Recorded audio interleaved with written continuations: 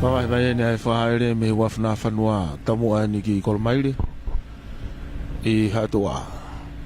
Ai a koe taki pe me alere ka o polisi ano whaere mai ai me whai ki ongo pekia. Hako mai ki ai me alere office pare mia.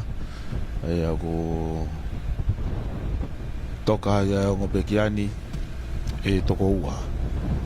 Pero ki muy mai ai me alere o kau hatu funga ia ku taki mai ai riwa a lawaki ba mo ne kau hatu funga pe toki muy mai ai ka inga I funga fonua no tolu na lau kau I he me fai kini ka ko na tupu anga ko motu ko ia ko ata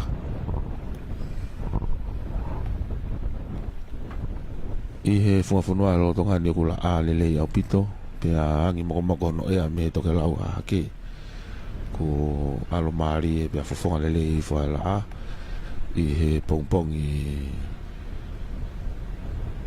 ko ni ko pongpong pule lulu en ga o fulu ia o sanuari e tau ka mata fono ia ko tau taimi ko o sene miniti ai ho fulu pe me he hiva ko e fono ani ewa ai ko e kolomua ni tau tonga fono ngai ko ohonua ni ko mo vakai mai ai he tau page Facebook I Broadcom FM Broadcasting I ono o atu nga I mista pe mo ngai ata to tonu o whakaha ere mo tō ta mo ui o tautai lelei e kai ngā o pokatau kau whana mo nau tole kau helo o whongafonua I ewa ai whafoki mai ai ongo mea whaikini pe mei a Australia ane fiafi I Qantas Airlines whai kia ia ngā au e moi whawhiao e kau hatufunga I he api ko Mapu'afuiva mau whahaere mai ai ane pongpongina ko e ni ko tūta moi mai ki whangafonua whao koe no whahaere atu ki Kolomaile pe ko hatua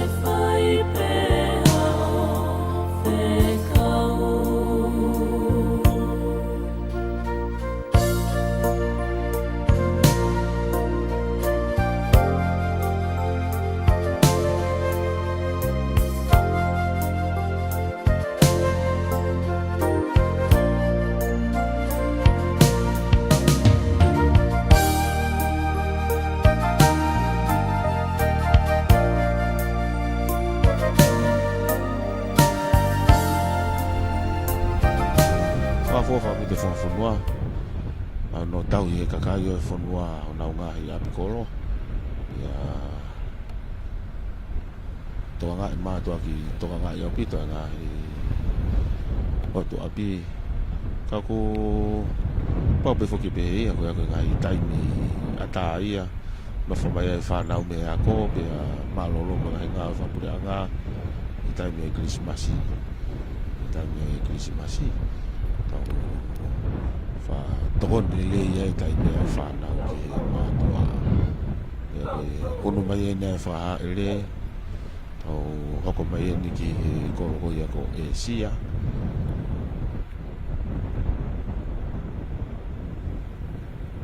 kaya nga I koloko niu no fo ia e kau niua konga lahi me kau niua fo nau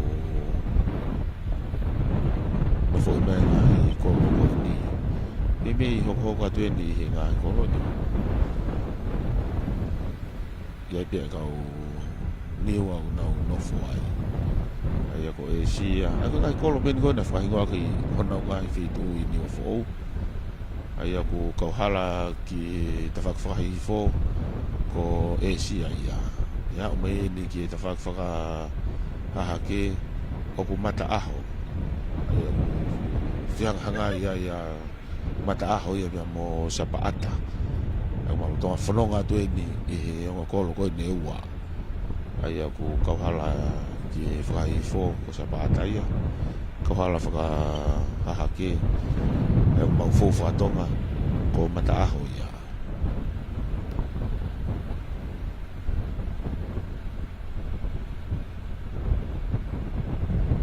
Ai koe ui koe ngai kolo. Pea koe wahea ki pea e hala. Wahea ki pea e ongo kau hala. Ma wak me ni ki he turiki koe ni. Iyo, hoko atua ia whataulua ia. Ngai kolo kon ko whalau atu, ko ngai kolo i e whonwhonua i e ua. Ka koe hingoa e ni ngai kolo si kakai. Nana o kumi whonua mai i he puna e mo ngāwhi i niwa who'ou. Ia pau ki mai e nau toluia. E nau o mai. O he henga mai ki whonwhonua ki e ua.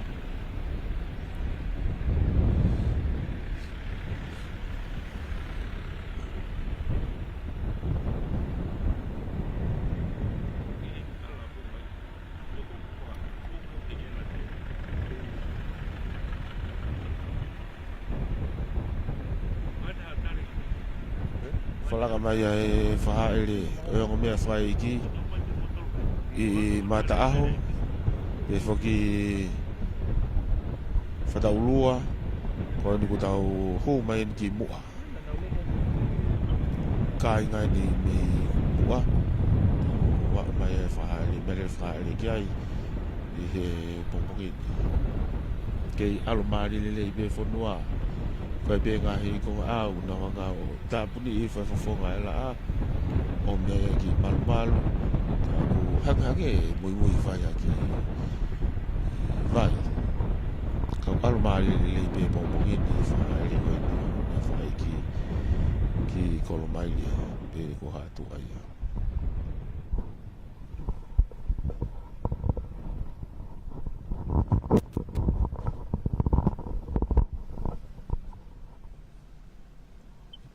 au mai whahaere ki tō mamao mo tolo koe mo wakai mai he tau whamatala sai au pito no tanu e hala puri anga whaka au whoofa au pito pia toka maari pia ku toko nia ki he tau whahaere o pongpongi ni ai ako tonga mamao e ni pia koe kolo hoko mai ko e ni i hoko mai ko petani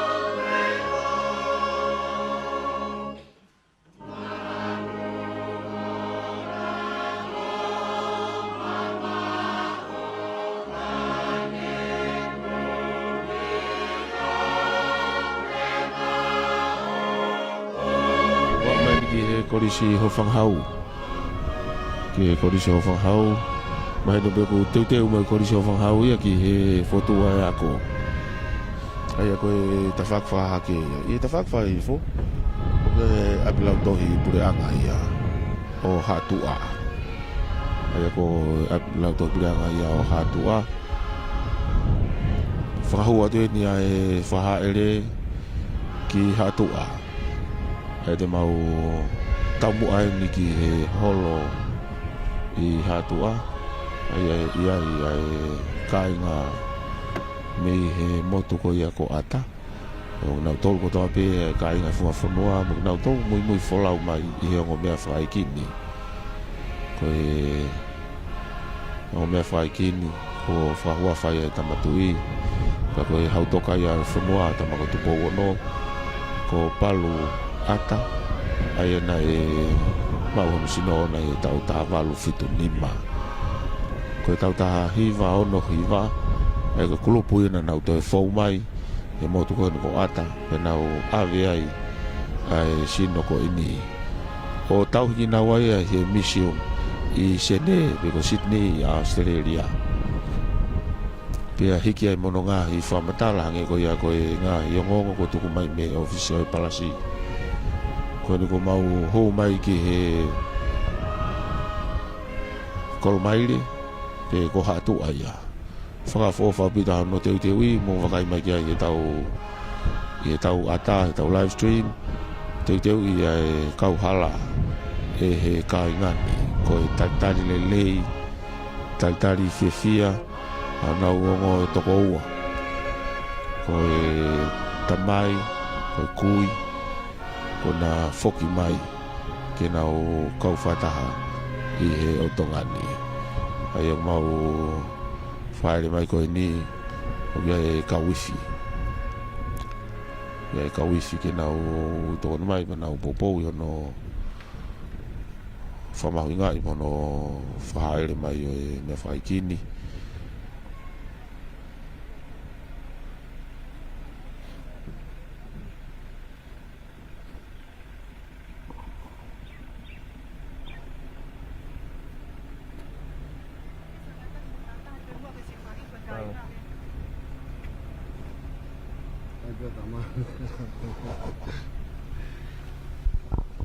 Halo Bulele.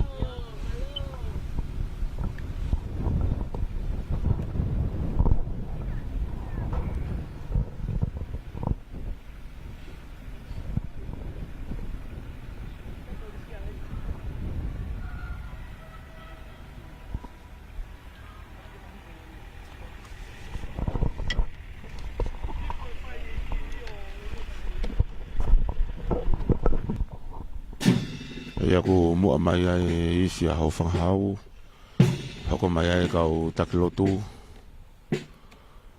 e pe ki mea lere u whahaere mai ai ongo peki a ko Tupou Ata kau ma Palu Ata i he pongpongini o ku whafonga lere i whape ala a iau ki ai ai whiwhialahi ki ako ni alomari lere tola ni ngo ko a fia langi ya kau po uri hangi to hano vai ka i helo Tongani me he fama fola fa to no me Kolomaile i hatua o ka fata to ai pe mo to nga si kai nga ko ta lele ki ma to le sion fifita ko sekretari ki tui ki pongpongini ke whahoko ai whahaere ki he Faitoka.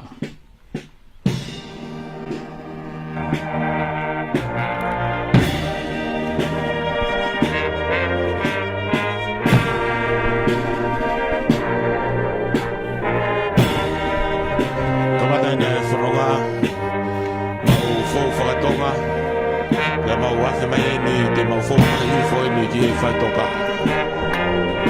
Ia koe ni Kolomaile o whanangaro ki ai ai nea whio ke whakauka ai ai Ouau o e mea whaiki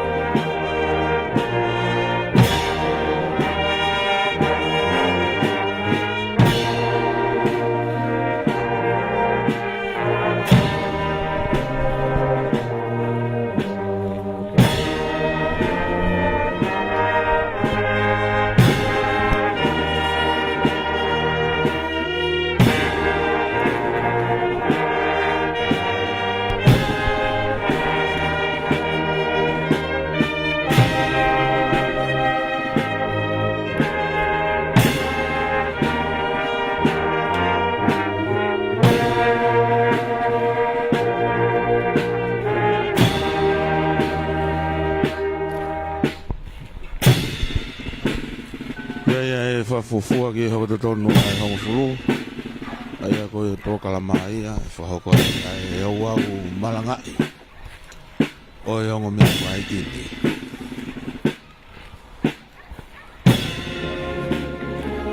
E maloto ngā whaha ere atu e.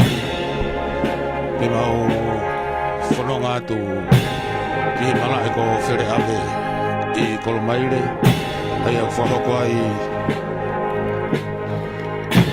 Ouau, oi hongo mea whai kiti.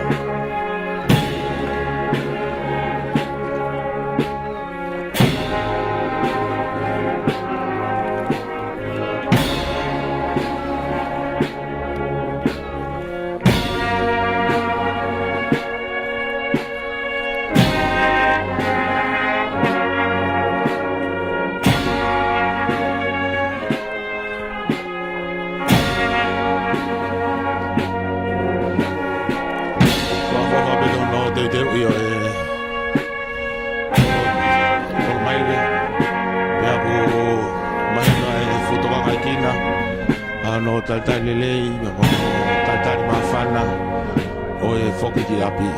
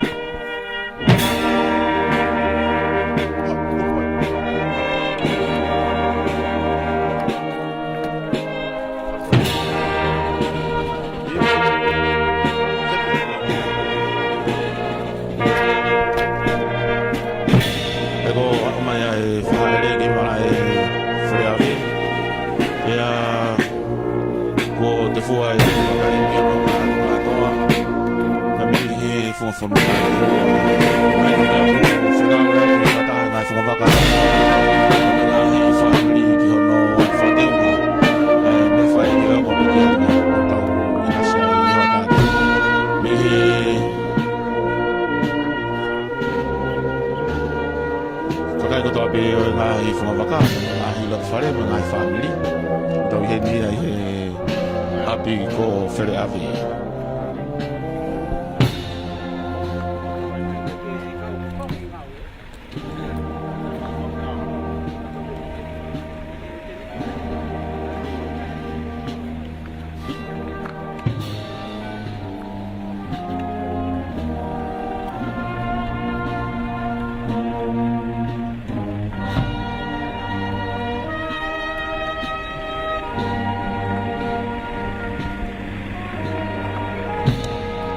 la wakeni I he mea rere kune whahaere mai ai o ngō peki a ia mui whanonga mai ai ai kau mau me muna tole kau haa tufunga I he whakapapa whaosi ki he Ouau o e mea whaikini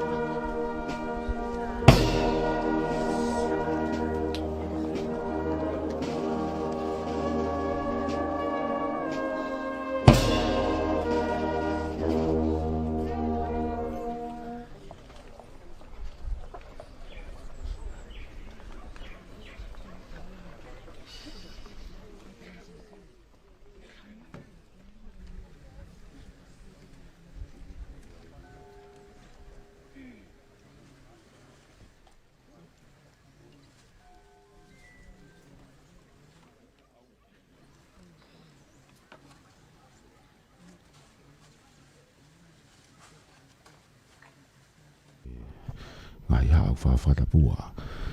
Pea tangata ia te au whai ki tua mama o atu. Ka tā ki whahoko atu ai whamawhola whakahanga tonu. Me tau reti o walufitu po nima e whai mailo tonu Nuku'alofa. Ka kumau tolu ni pe mi he whungafunua i eua. Me he mala e Fele'ave i Kolomaile. Koni ko au taki mai ai whakahaere ki he api ko Fele'ave. Ko e hingoa ia o e Faitokani. Pea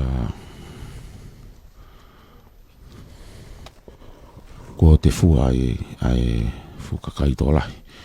pe me he kainga o Tupou Ata pe be Foki ki he Tonga o e kainga ofa I he whunga pe muna tolu ko na mui wholau mai ko na mui wholau mai I he hongo mea whai ki mei a Australia whatatau mi ki he Polokalama he lolo tongani he tōuta mo ui mai a wholau pe mei Nuku'alofa ki he taulanga nā whanua pe a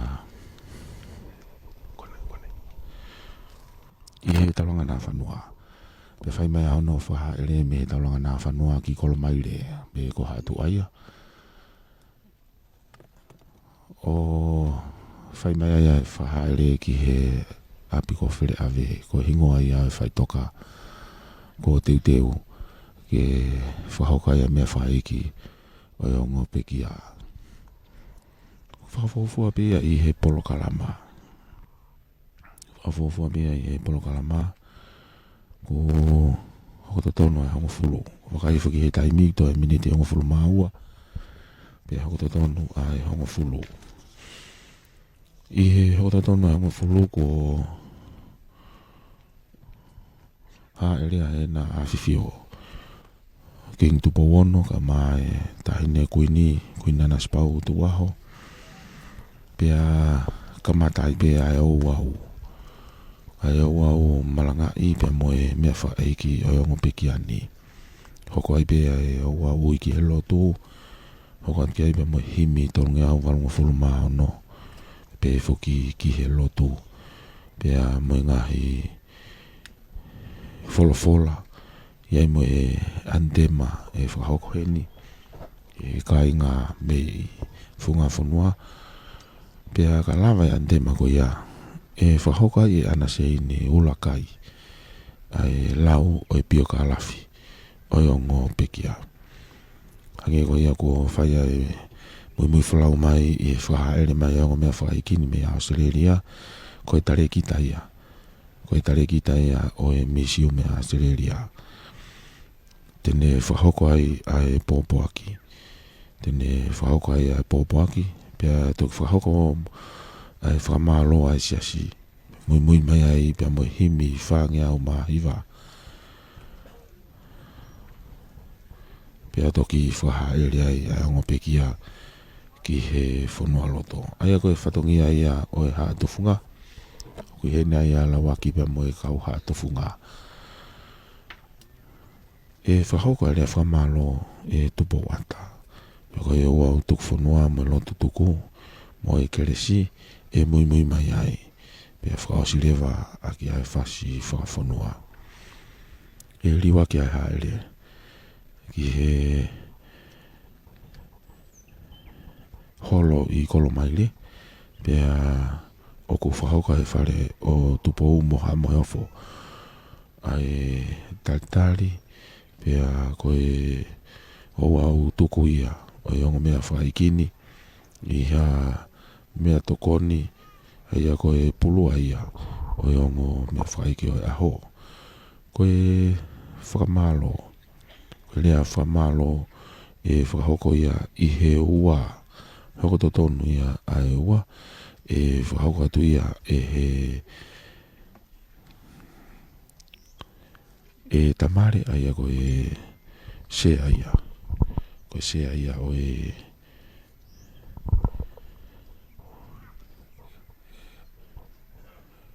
kulupu na tolmo ki community mei ata pia toki whahauko ai pia e whae ki he ka mo Foki I he miwa mapau ki Nuku'alofa ko Lātūfuipeka I he api ko Fele'ave ko Faitoka ki ni oku teu ke whahauko ki ai mea whae ki o ahoni pia ko malu lelei ana tula I he whatonga I hake I he lolo tongani ai fu ko au ni hanga ufi a fofonga la pia ko malu lelei ai funga fonua pia alomari lelei pe I he teu o e whahauko mea whae ki koini o e pongpongini ko e pio kalafi o e ongo mea whae ki e pongpongini hangi ko ia ko ngahi whamatala ko mai pa me he misi me Australia ano tātana ki mai o ngahi ilo pa me ngahi whamatala no tala noa ki he motu tupu ako ni ko ata mai no kia ia ngahi Kolomaile historia ko tau tai mari ai i he motu ko ni ko ata pia ko pongpong inia ko kei tola hi pia ka ufononga mai kei fononga lalo mai pia ka inga ke na wa mai ki api ko Fele'ave ke te ue whakai heka o e ongo mea whakai ki ni ko e Foki ki api me he funga funua i e ua nau tali fia ne ongo ko e kātoanga ni ko e kātoanga i he mamahi i he mea whakai ki ka e talai hai o ko tai aha loto e fia ko ia ko e whakafoki mai ai o ngata mai o e koe ni ki he fungafonua i e wā i he Taufa'ahau fitu ni mā hangi ko ia ko tautou he aki he taunga i polokalama Taufa'ahau fitu ni mā ko e fuafua kulupu ia nanau ahia o tau ki motuni a ata o maua ia sino e pekia ko Palu Ata ia ia Taufa'ahau fitu ni mā pia nau whafulau ia pia mo sino ia pia me ngahi sino kehe o whatolonga pia tauhi i he misi me i Australia ko e tautahiwa o nohiwa na te e kulupu ia nau te ahia e motoni i he whatongiani kono whakarea i he pioka alafi o ongo mea whaikini o ko wharea o pehe ko e pioka alafi ni o ongo paea i New South Wales ia ko e pioka alafi ni o ongo paea i New South Wales ai ai whakauka tuenia e ana ulakai arasi ni ulakai ano lawatu o e whatongiani pepe Foki e pioka alafi o ongo pekia tau makai ake ki na tula kua fofonga lelei mai ai la o i pongpongi ni fonga lelei mai ai la pia o mea ia e a mawhana ka kui kai tukai ai kei nofo i mai he kainga me funga fonua pepe fo me kainga eiki o ata nau kau whataha i he o wau whatongia malanga moe te ue mea whaiki o ongo peki ani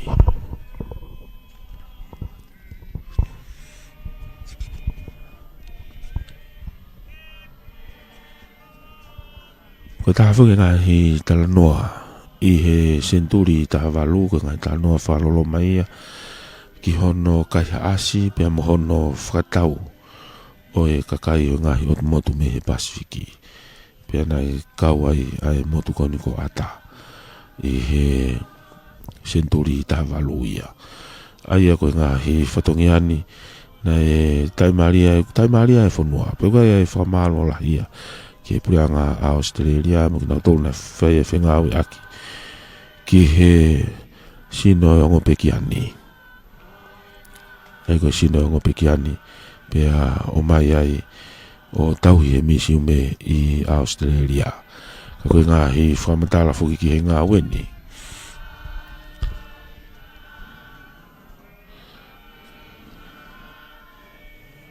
ai ko e tupuanga o e hingoa ko e Palu Ata ai ko e whahinga ika e kulahi ono mau i ata ai Palu ko ni pena e whafuafua na e whaafolawa e sino ko ni e Taufa'ahau fitu ni ma i ngā whekumi ko ni ai pureanga Australia mo kina tole kau whekumi i he otomoto e Pasifiki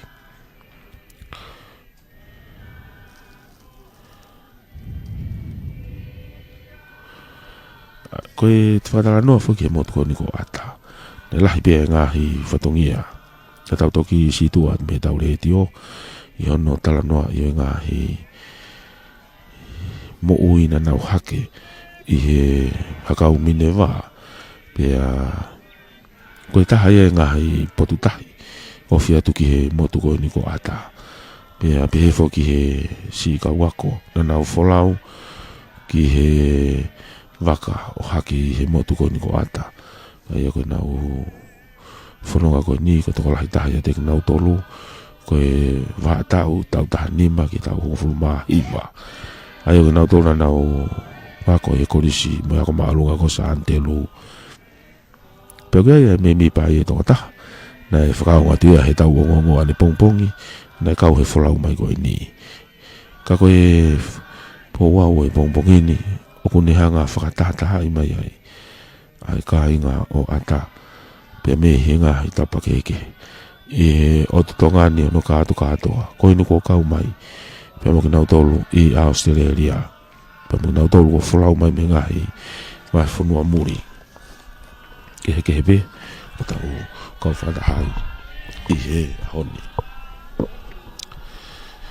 o ko whakahoka atu pe kai ngai himi me he Faitoka Kolomaile koe wakai ki he tawhaaki ko ia whakahake o he Faitoka o ko asmea ia e melele whakatui ko e haele eni ena a fifio king Tupou Ata ka ma Foki a e tahine kuini Nanasipau'u o Tupou Ata i e Faitoka ko ia Kolomaile i e taimini malu le pe ai funga fonua i pongpongini moko le pe ono ea pe hange pe ko ia o ko mea e ni i tōlahi o kina tōlu ko e taimene o ko laupisi e ki ai kai ngā i funga fonua i e oa ko whainga maare pea mea ano kotoa pea i kai ke ngata i kai tokolahi au pito ai kakai o e funga fonua o nau lo noko i e pongpongini i e Faitoka koe ni Kolomaile i e oa ki ko e na afifio ko na afio i ona afio anga e taimini pea e hoko atu lewa ai o wawe pongpongini o ku fola mai e ki ko sisu ko au pe ko totu pe mo ui ko ia ku tui bigi tai ke te au ne ko ko pekia ka tene mo ui be pea ilonga aia ku mo ui mo tui bigi tai ke te au e i kai au pito tene mate o ta ngata he ko ilo ku mo ui ho ko eri pe tene tu mai he punga e fuki mui pe hiri ho ku kiri ho no au nga be he ka ko ia i be hakakano te mamata kia eloha aia te mamata kia ia u de kau wau pea ko hoku ni mata e sio kia ia i kai o e kehe na i kai te tau hau mo ki ta tolu ha mea ki mamani ko ui Foki e kai te tau lawa ke alu mo ki tau tolu ha momo i mea ko sihowa na ne Foki pea ko sihowa ko ne to atu kai malo ia i be ai huapa sihowa emeni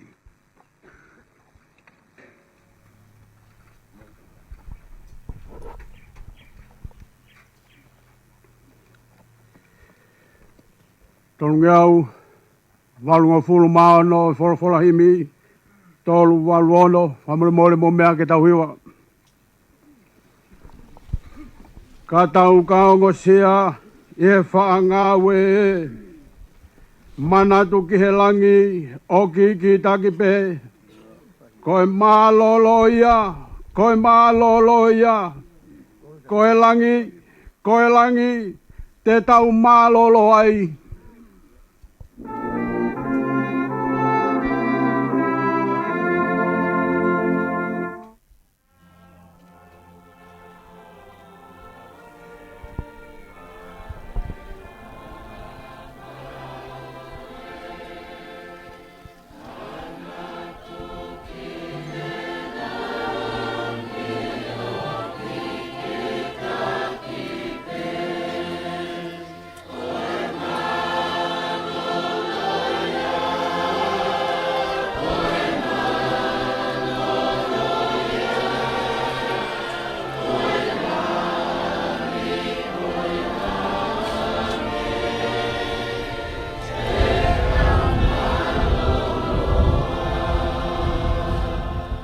loi vesi.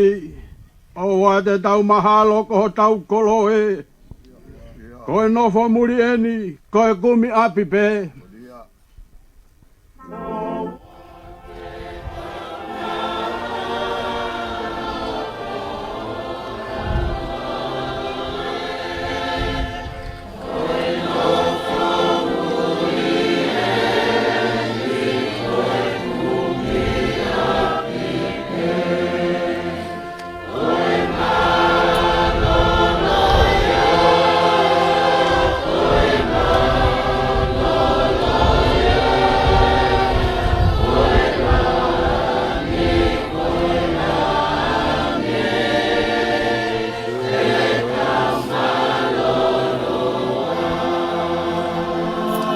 Vesi whangaosi, o wa te tau mālolo ne ongo sia.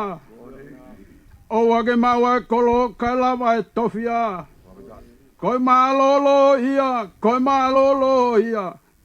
Koe langi, te tau mālolo ai.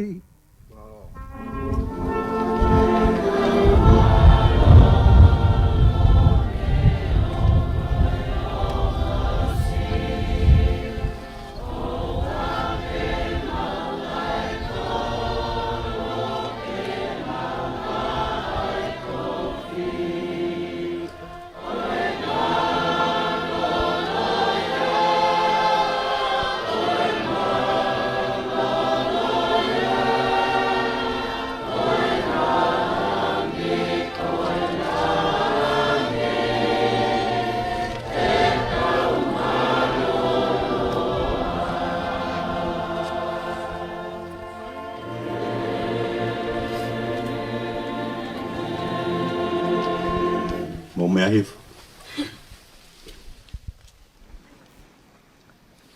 Ke tau lot. O tua mafi.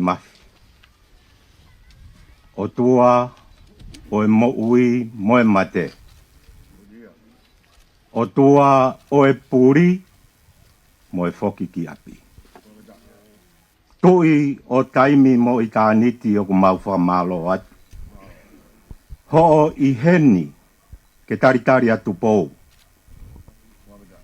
Koe ofaanga o e otu fereni te isa. Koe taula eiki e otu Tonga. O tua o langi mo maamani o mau Fakamalo atu. Ho whakatuuta a e tahine Nanasipau'u. Kai umaa e hou eiki o Tonga.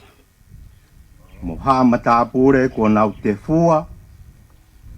Ke o fongi e tangi ai heilala iloa. O tua o e fonua mo tahina. O mau Fakamalo atu ho whakaai si kakao mai a Lātūfuipeka. Mohono kau alofaki. Me he pure anga Australia mo i kāinga ofa. Si nau kakao mai ke kauwhaki i mai e ongo huri o e uluaki Kolomaile. Ko taulahi si e na paea mokosia he mea fua ai kautea. Ka kua hake mai a Lātūfuipeka. Ke moi i ginaua ki a Tupou. Pea moe ngahi hako o kohai, koau, momomo. O tua o e lolotonga mo e kahau o ku mau Fakamalo atu.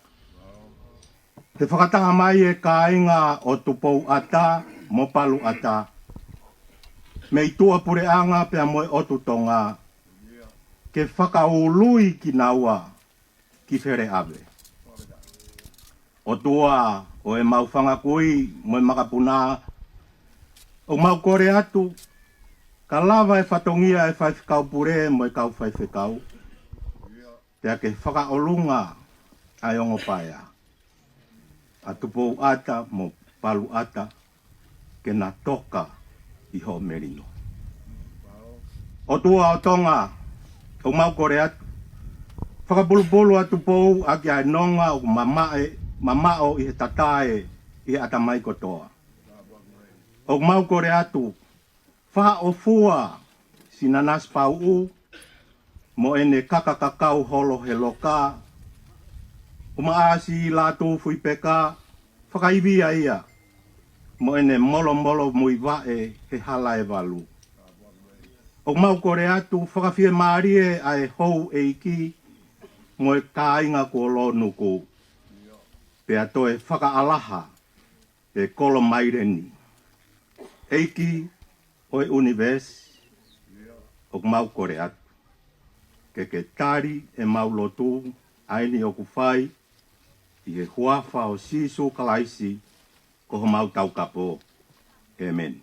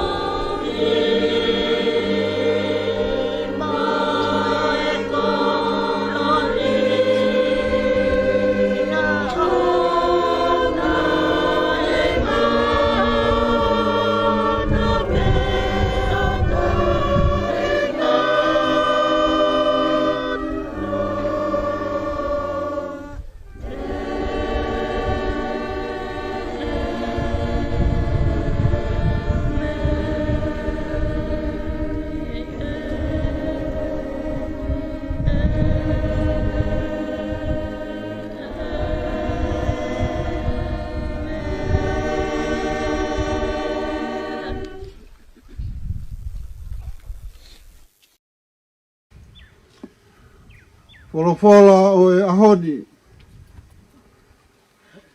Te au o e ngahi same. Ko same ki he whelaulau whakawheta.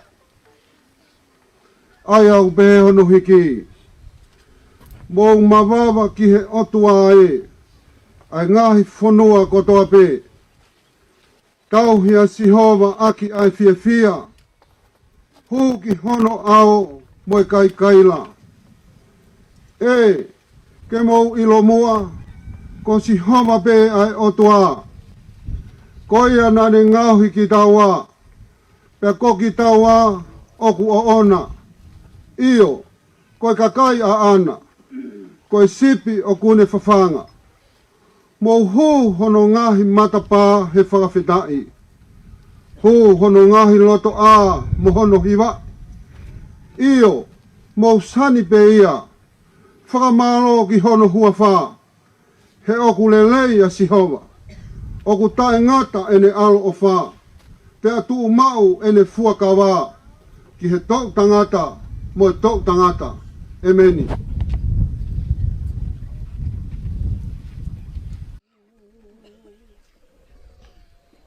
Ah!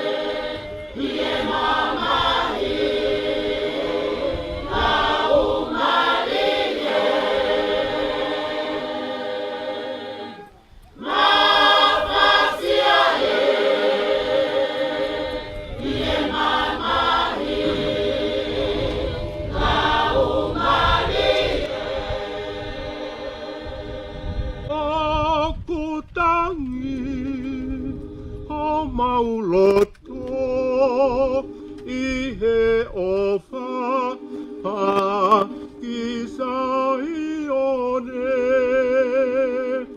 eiki e ke fufulua Ata ata mafa sia e ke mouha'u ke tau inu o i he vai oi mo ui o kutangi o mauloto i he ofa a kisa i one eiki e ke fufulua ata ata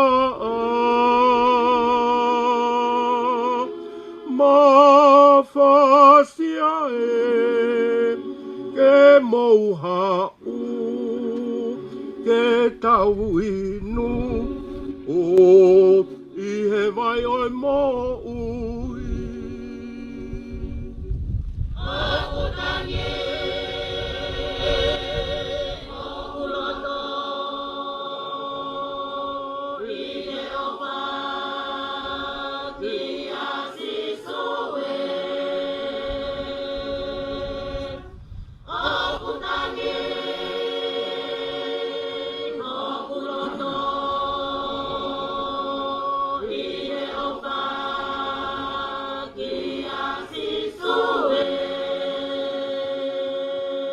mafasia e ke mouha'u ke tau inu i he vai oi mo ui ko ia pe ko e vai ola ke inu ai ai angala mafasia ke mouha'u ke tau inu i he vai oi mo ui ko ia pe ko e vai ola ke inu ai angala o ta e ngata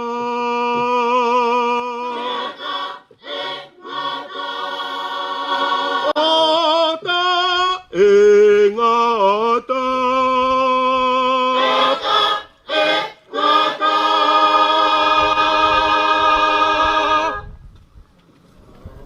lava ia hiva antema whahoko ia he kāinga Tupou Ata. Hoko tai peki he pioka lafi, whahoko te anche ni ulakai. Pioka lafi o yongo paea ini usauele.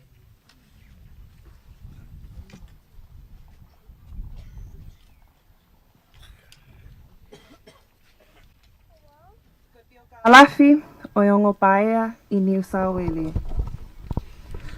Tapu moe ope o kilukilua, koe whaaliunga o taimi mo itaniti. Ka koe takiama o whonua o Tupou. O whakamooni ki ai ai sila o whonua, koe o tua mo Tonga ko hoku tofia. Tapu ki he huelo koula o la a, o kune huhulu he fofonga o e palasi ko he lala tangitangi. Ka koe hautoka o e whonua, ene awhio Tupou ono. Tapu ke mahina o kei huhulu, tā hine kuini Nanasipau'u, koe kuini o Feina o Tonga. Tapu moe tā hine pilin sesi Angelika Lātūfuipeka Tuku'aho. Tapu mo eiki no pele vaea, eiki no pele nuku, eiki no pele fiela kepa, mo ho eiki o e whonua. Tapu mo whaifekau pulu halahala, mo haa whakaolunga o Tonga. Tapu mo mali e pō, mo kioa, mo haa matapule. Tapu mo hafoka, hama, tuia, tamale, mo haa tau he whonua. Tapu mo e talawhekaulahi o Australia, mo e kau whakafofonga me he mesiume o Australia, mo e puleanga o Australia. Tapu mo e kāinga ata, mo e kāinga eua kotoa pē, o tau kau whakataha i he Ouau whakahistoria mo mahu ingani. Pea kua ukole ke au whaki ai whakatapu, kai ata mua ke o la folalo atu e pio ka alafi, o yongo paea i New South Wales, Australia. I he aho wataha o e peleli wa whiua, na e koloa ia ai me siume o Australia, ai oku iloa koe Australian Museum i Sene. I he me ange ai e ki tala whikaulahi o Tonga ke whanua whakakomini weli o Australia he aho ko ia, ta ahine ko Princesi Angelika Lātūfuipeka Tuku'aho.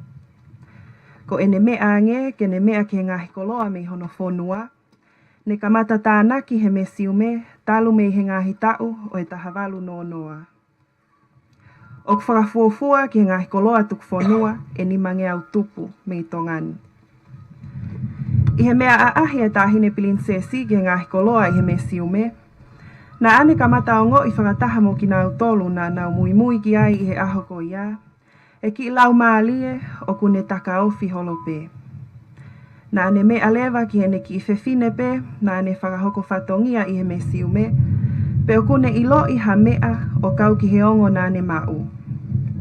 Na e whakahoko lewa ki he tāhine, o ku iaia ki i tamasii, o ku pehe tokua i he kau whakahoko whatongia taulahi i he me siume, o ku nau tauhi. Na e me alewa e tāhine Princesi, ke kamata e whekumi ki he pui tua o i ki paiani.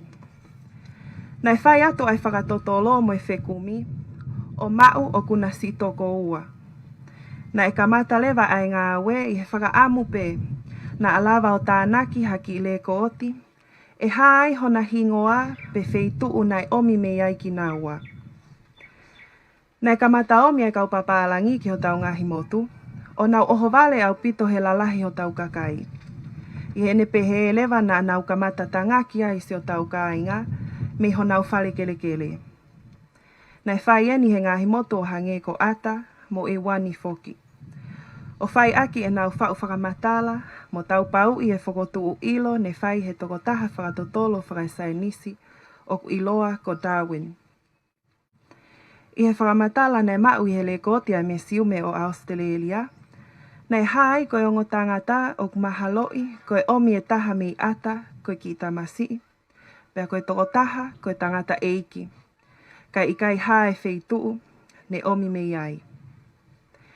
Nei whakatau wholofola lewa ai tāhine Princesi Lātūfuipeka ki e na āwhiwhio, o tō mai lewa ha koloa me loto tatau, ko hakakala o ongo tangatani. Whakawhetai ki he whukoloa. O hange ko toi hoa mai ha mo ui ke na hoko o kakano. Ko e tangata eiki ke whakahingoa ko Tupou Ata. Aia ne Fua'omia he tahahiva o nohiva ki he mesiume o Australia. Whakatatau ki he whakamatala ko tānaki mai, pe he tokua ko e tangata Tonga ko uhila na e nofo fisi fuoloa.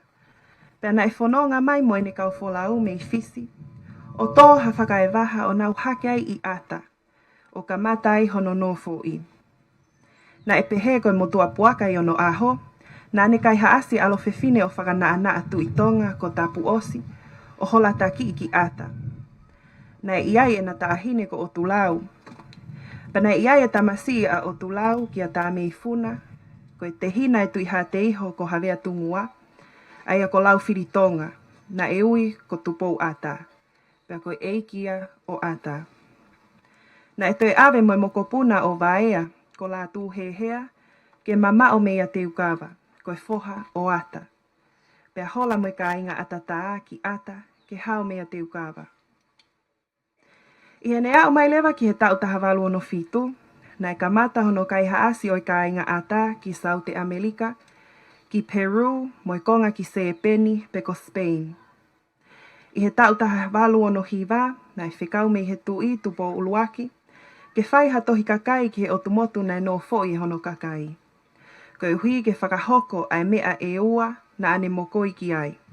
Ai a koe Lotu, mo e ako. Nai whakamaa opo he tohi kakai i ata, o whakahoko ange ki he ne awhio Tupou Uluaki, ko lahi ai kakai nai kai haasi mei ata. Nai tupu mei heni ai tuutuuni ai tui, ke whetukutuku mai ai ka inga ata ki e wanu. Koe ki tamasi isi, nai oange ki ai hingoa koe Palu Ata. Aia koe whaahinga ika o kulahi mau i ata. Nai Fua'amotu mia he tahawalu fitu nima ki he mesiume o Australia. Mali e pō mo ki oa, o kuiai ai tui whakataha mo e ongo i he ka inga ata. Ai maafana makehe o hange tofu ko whakapulupulu ai ongo paiani, hafu pā na mukakala. Ko hona whakateunga ki pulotu. He whang malingi me whalelahi. Ko hai e tae pata i he whakalangi ko tō me he olowaha. Whakawhetai he whakakoloa. Neonga e ikai ke maawa e ngahi whakamatala o whekau aki mo ongo tangatani. Nai mea pea e tahine Princesi Lātūfuipeka o pehe. Koe ke he angai o ki tau tolu Tonga me hamatakali i he Pasifiki. O tau whiongo aki, o ikai ke tau toe lau pe koe Naomi me he motu whee. Ka pau koe Tonga ki Naua, pea o kutau pe ke tau whakafoki ki Naua ki Tonga ki hona whale kele. He o kuna lolo Tonga paea i he whonua mulini. I he aho tahahiva o Septema wa Ouau, na e kamata le vai ai ngā aue ki hono kole o hangofua me he puleanga Australia ke whakafoke o ngō tangatani. Na e kamata akipe a hono whakahu ke poate mo e kautale kita o mesiume o Australia, ha tohi me he puleanga o ene awhio, o whakafou i he ofisi ai e ki tala whekaulahi o Tonga i Australia, ka koe tahine Princesi Lātūfuipeka. Koe tohini, koe kole ke whakafoki ai o ngō tangatani ki Tonga, ke whai hapule a ene awhio ki a ki Naua. Na e tali lelei e he boate o e mesiume i he ahovalu o Novema wa Ouau ai tohi kole mei Tonga. Na e whakahu atu lewa ha miniti ki he eki minista o whakamalumalu ki ai a mesiume i he ahovalu o Epeleli wa Ouau, o toki whakamooni ki ai i he aho wha o Siulai wa Ouau. Na e paulewa ke ave ke whakamawhai i a hono whakafoki o ngō tangatani me Australia, e he kōwana o New South Wales. Na e lava ka kato ia i a houa o Aokosi wa Ouau.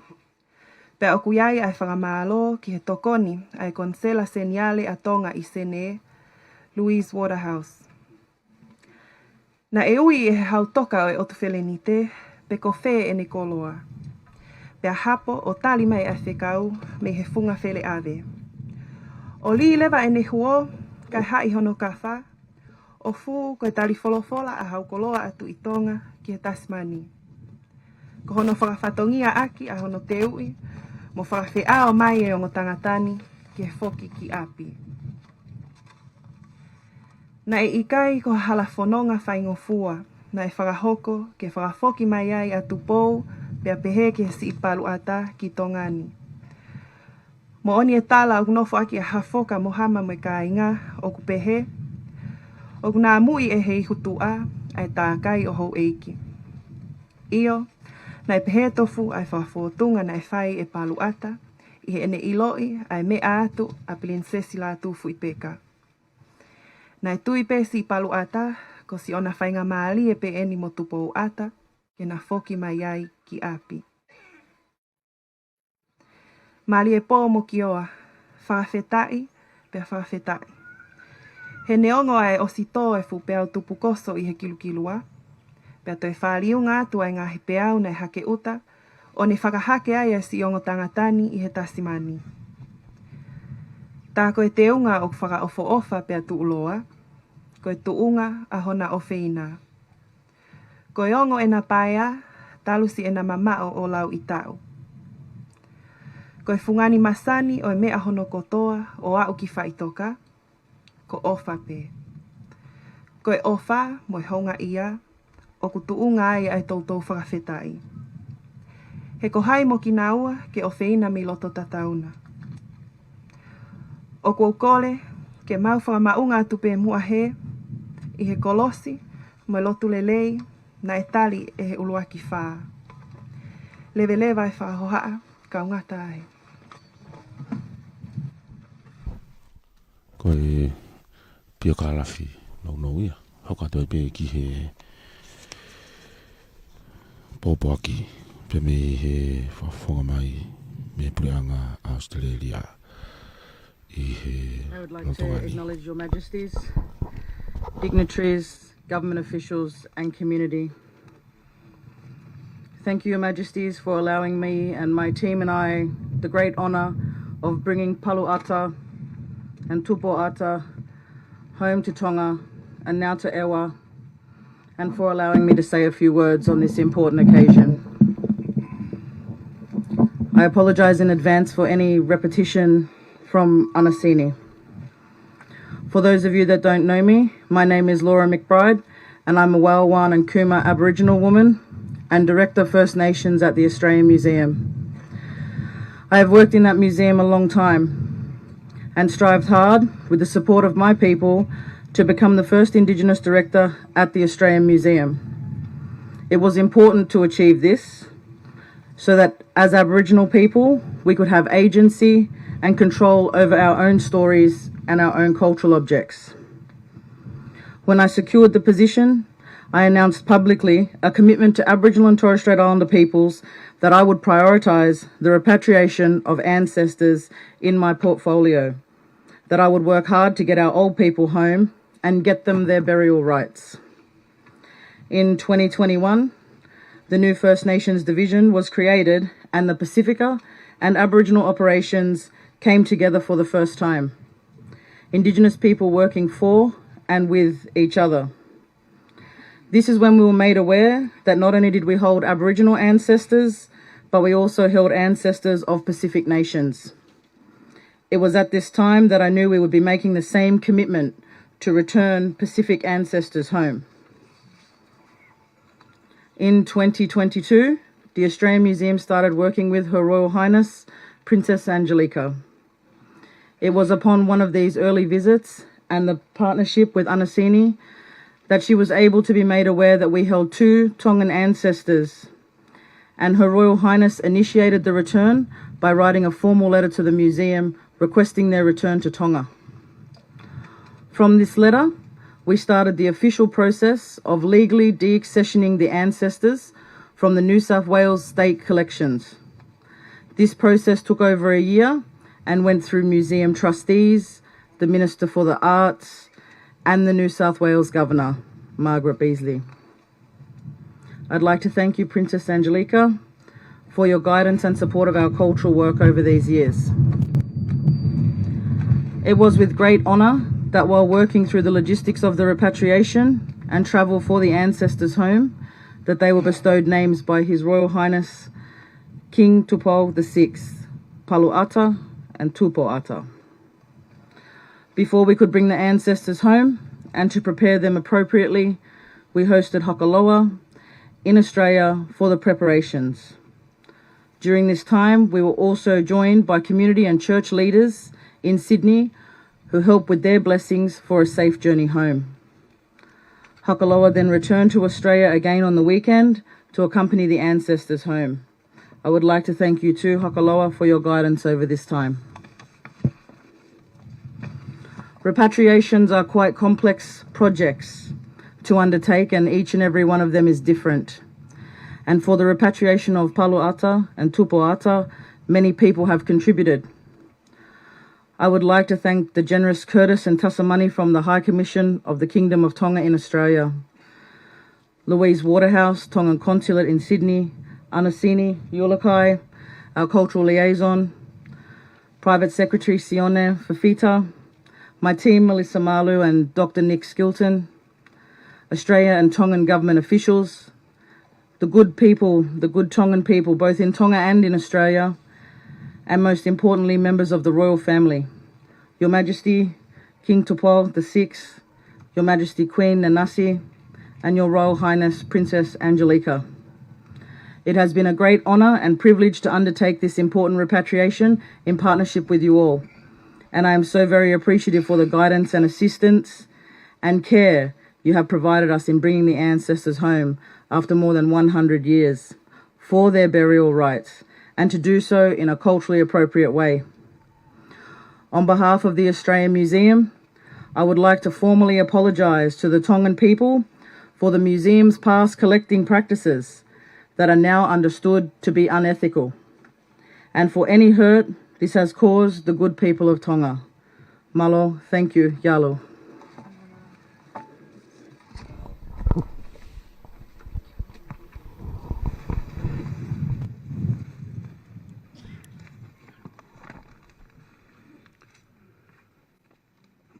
Tapuki a fio e tua tamai me ala mo lau mare maonion. Tapuki hau e whanua ki Pua'amotu ma kui Nanasipau'u tai ni Princesi Angelika Lātūfuipeka. Tabatu Lord Nuku Lord Fele'ave me hoi ke whanua Lord Vaya, ek minister e pot ngai falot fonua. Ta boa tu ke fa fonga bureanga, vai fonua e wa. Lolo fili kai mai ka ngai fa bureanga. Ta vakula ma matang tonga. Mai mo ki fa ngamari ko eni. Ke tu ko fa fonga o si ai Fakamalo. Pe te talango fua be ki hoku whekau omi I he ho ata ko eni. Mare po o ko fa fonga atu ai si ai Fakamalo loto honga. I ngā e ka whakawha ko eni ko tau whakamoni kia e hahoni. Foki mai e o mātua koe ni me ata. I ona whare kere kere pēu tau tui. Koe ni kakato e ni ai whatongia o siasi. Tā waru au no hake mai e Lotu whakaistia tari Taufa'ahau mo rea mutua. Pēu hae historia na te tuk whai hono whakafoki mai o I kāinga ata me mi ata ki e wani tā waro nungu futupu. Ko e tui ni o siau ai Lotu whakaistia ki ata. Pēu ko e tui ni o siai e siasi I ata. Whatongia o e siasi ko e tau whakalau maari o I tangata kakato mi ono whanau I Ouau ki hene pekia. Tala historia ne whetuku se o mau kai ngā e mau ngai kuini o ave whakangāwe I ngai whanua muri.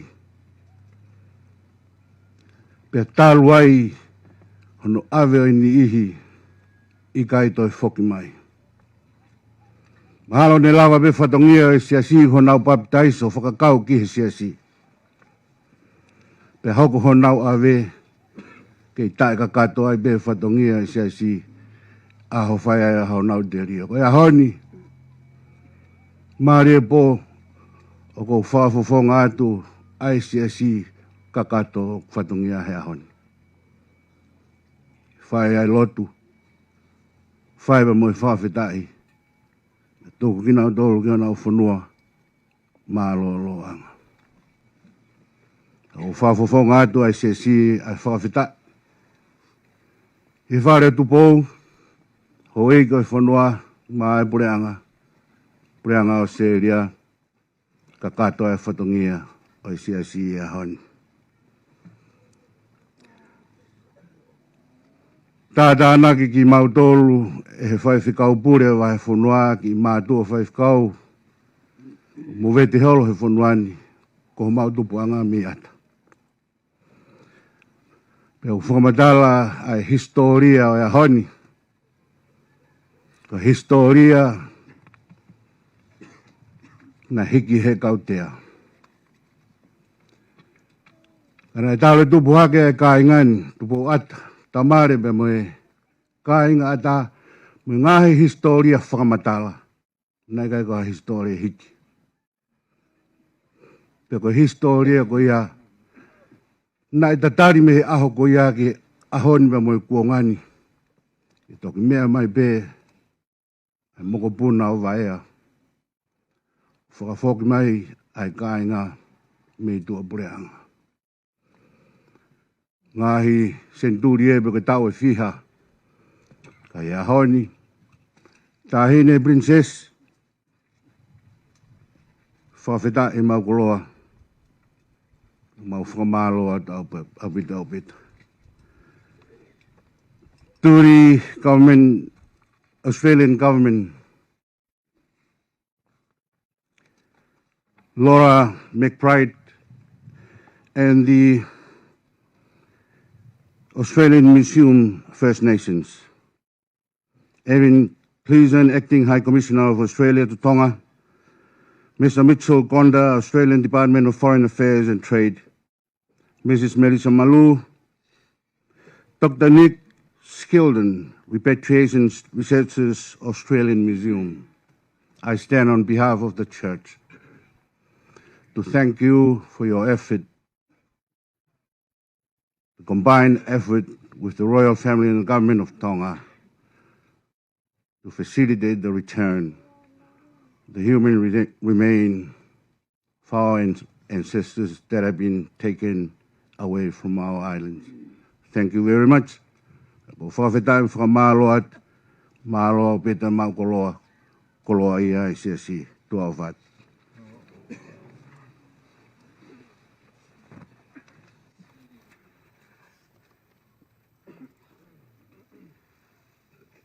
Tau mi hono tau whatongia e hon whanoa hiwa kataki mumea ke tau hiu. Sisu ko e makatu Fakamalu ki au. Ko hela i he hala mo e potu lala. Ko fuu toa whaeni i kai ha akau lei. Ko koto maka i kai ha maloloanga.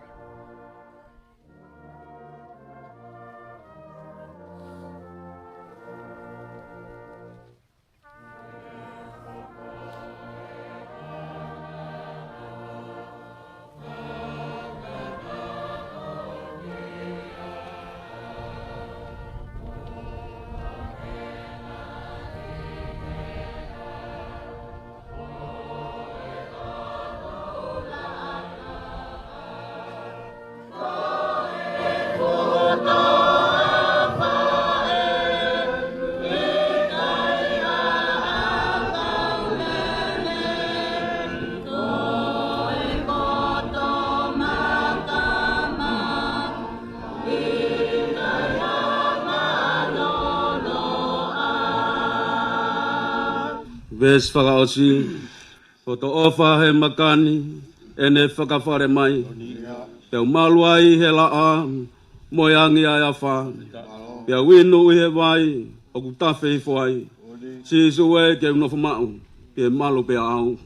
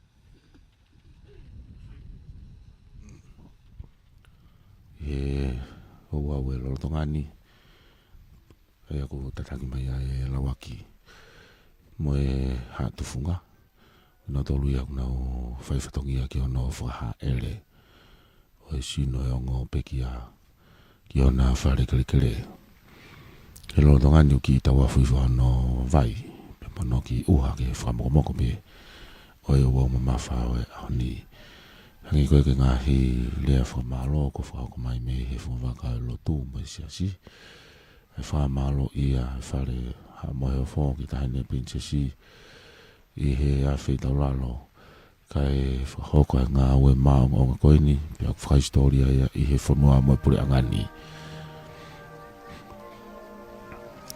ko he kau ala nau toko wha e nau whaere ki olonga tau mea whai ki he lolo tongani ki nau whanonga mai moia ki he whare kere ki tata moia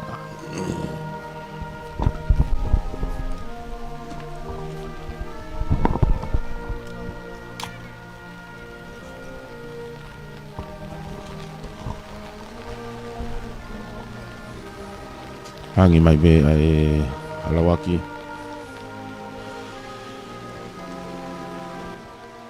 whaere mai ai sino e ongo pekia whataha i peki naua i he whataitaha e he hatufunga koe toko whape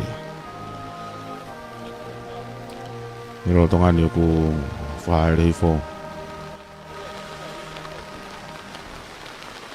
i hona whaere kere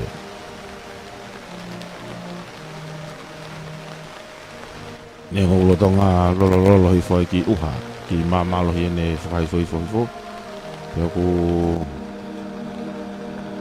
ko e fo singa penia na we o popuni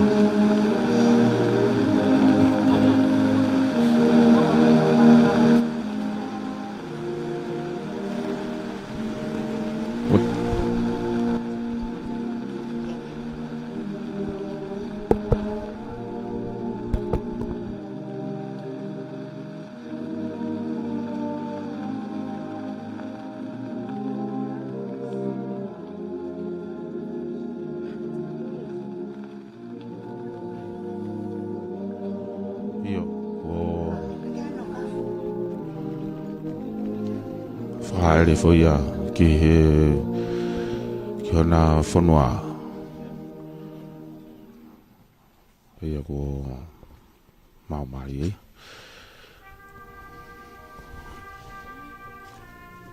pea whakawhanga mai ai e he whangaho e ki whawhakau ai whatongia ke whakakato Ouau whanau i e pepine o kuonau nau e ne maui. Pea au whanu i he mamahi. O kune tupu hake pea tu usi o hangeha fisi a kau. O kune more o hangeha ata. Pea au kikai au pito hane tuma. Lolo tonga e mo ui o amate ki tau tolu. Pea te mau alu ki hai ki ke kumi tokoni. Ikai koe awhi ona ape. Neongo ku mau whakatupu hou hau te tonu ake mau ngahi anga hala. Ka aua tukanga ki mautolu eiki oua. E otua maani o ne ange whau oua. E eiki maafi mafi. Oua e whakamui maani o ni ka alofa. Oua te ke tukanga ki mautolu ke ngahi mamahi kona o e mate ta ingata. O ke awhio i eiki a ngahi mea fufu aho mauloto. Ka oua na ta awhio fufonga alofa me mau ngahi lotu. Ka ke whakahawhi ki mautolu e awhiona. Ai eiki maoni o ne ange whau, ai o tua maafi mafi, ai whakamui maoni o ni ka alofa, ai whakamau mo tutaha o itaniti. Oua te ke tuke mau hinga mea te koe, i o mau houa whakamui, koe uhi, ko ha mamahi o e mate.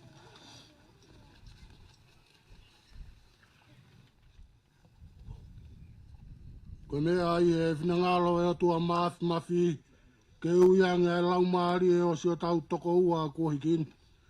Ko ia au tau toku hono sino ki he whonua. Ai kere ki he kere. Ai efu ki he efu i e ilo pau. Kailonga ag nau tolu ko pe kia i he iki.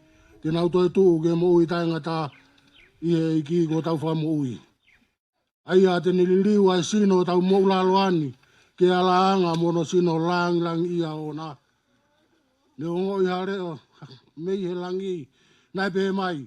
Tohi. Hiri e ni. O monu ia e pekia i he iki. Pe aku wholofola e lau maari e. Io. Ko hi. Te nau malo lo mi he nau whakaongo sia.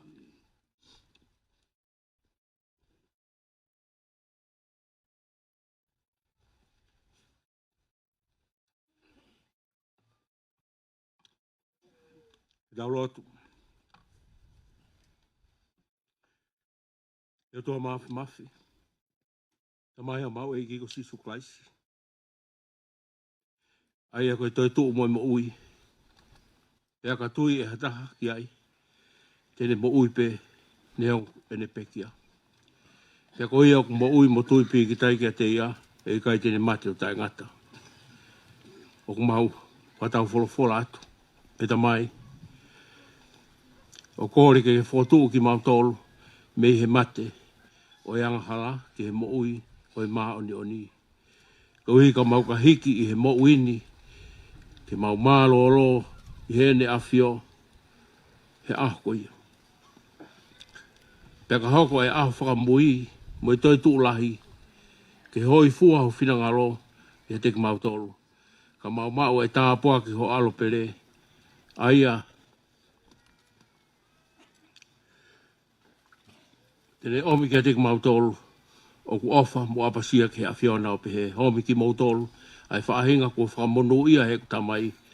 O mo hoko ki he pureanga. Ko toka teu mo mau tolu. Talu e tanu po o maamani. Ofa mai eki. Ko i mau tamai manawa ofa. O omi ai mea ko ia sisu klaisi. Ko mau whakala loa. O mau huhui. He meni. Ko krea so tau eki ko sisu klaisi. O whalahe au tua. O whio he lau maari mauni oni. Ia te tau tolu ko toa pia o tai ngata. Amen. Ai koe whewhakapuri e whawhanua e ua. Whewhakau Samson Pulu Halahala. I ono whakakato e ngai whatongia mo e ngahi o Ouau o siasi. Mo e whawakau e Lotu. E pe Foki he lako e kere mo one. Pe mohono whateunga o ngā hei whatongia ki hongo mea whaikini. Pe lawa lele iai pe mo e Ouau kelesi whaosia ngani. Koe lolo tongani, lolo tonga whakahoko mai ngā hei makakafu o e whonua e he toko wha o ngā tolu e kau haa tofu ngā. Whai whatongia mi ai a lawaki. Ko lea Fakamalo e whakahoko ia e Tupou Ata. Tapu mo e awhio ai o toa. Mafi o tau hauhaonga. Tapu pa mo e tue o Tonga. Tupou ono. Tapu pa mo e tahine kuini. Nanasipau'u. Tapu ki e tahine prinsesi. Lātūfuipeka Tuku'aho. Tawhakula. Kole ke u whamalu atu he awhaki ko mua ki. Kaya tāma mai mo tuani. Iulau monu mo lau kaloa. E koe mo tua tā iloa. Whakawa ane o whai mei tau mua. E koe whakautuanga.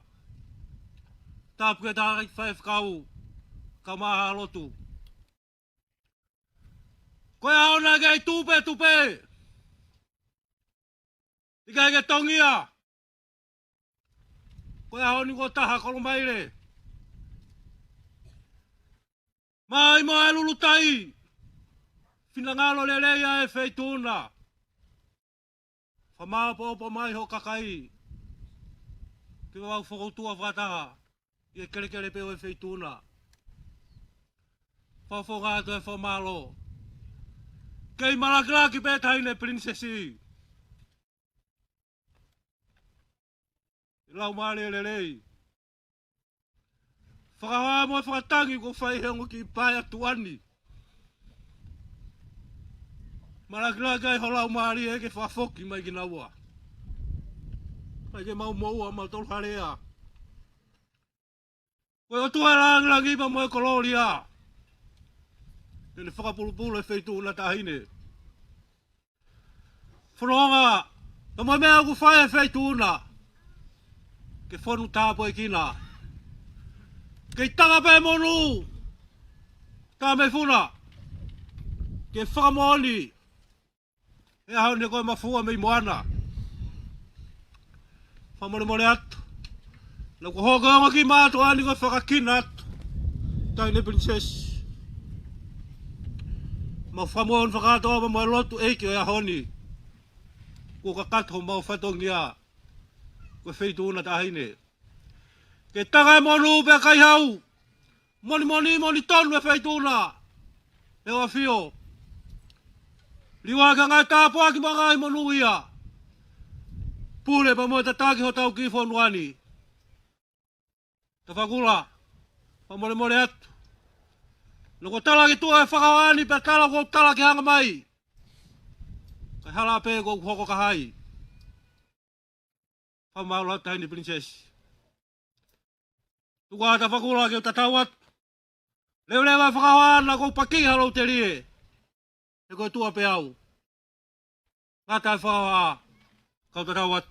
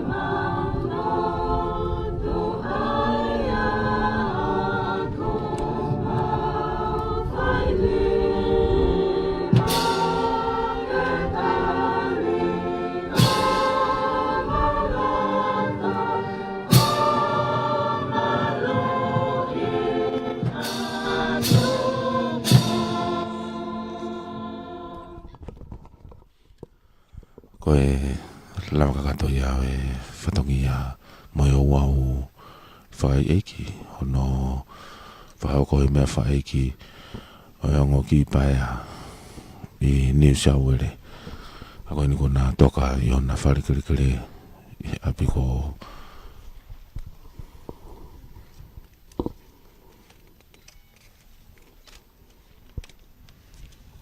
ai aku te wina e ale ia ke riwa ki atu i he lotongani ia koe tahine mea te tahine pilin sesi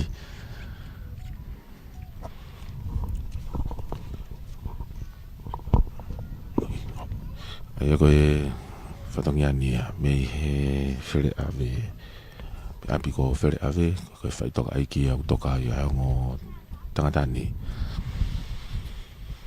ko koloha ia e kai ngā tawhakula pe me he whungafonua i ewa i ono haelea e he ena awhiwhio tamatu i ko te powono me tahine kuini Nanasipau'u Tuku'aho pe Foki ke tahine princessi Angelika Lātūfuipeka Halaevalu Mapu'afuiva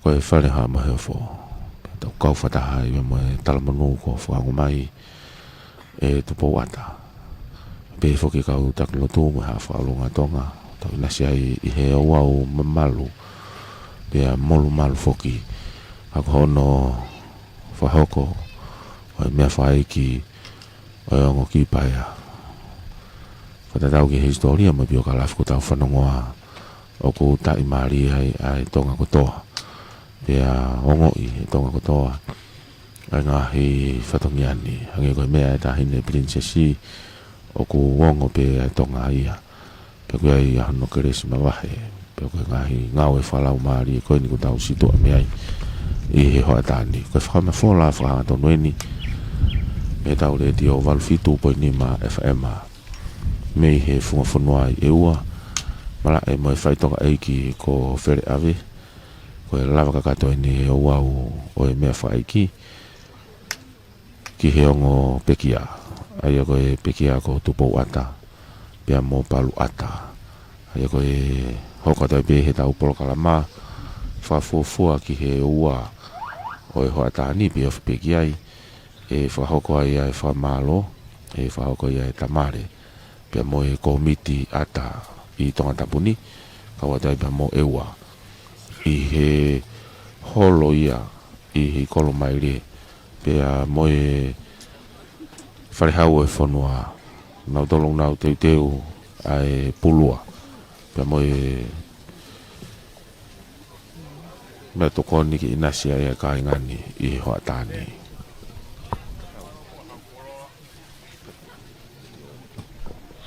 te mau te tau atu he me he mala e me Faitoka eiki me I Fele'ave me I Kolomaile ni I he hilianga e Ouau mahawinga koe ni ka te mau toe Foki atu anei na iange I he ofki he ua pe ofki ai pe koa taimi pe I he ngahi polokalama koe ni ko fuatutu ka whai ai whetukutuku ki he holo ki lotoko whanua o kau whaitahate tau kau ngau e meitua sia te tana tohi pe Foki ki aripate ki sina ko Webster Lea Junior pe mo pita takafua ko au fisionu fina nofo whahoka te whatongianu tawange ko ongo lele atu ki haue ki mo tonga kotoa malo apito ka tau Foki atu ki reti o ki Nuku'alofa o ko me mai Foki e tahine princessi Lātūfuipeka pe mo e pare ko e ne pare ne tahine o ko mana ke whakatoka ia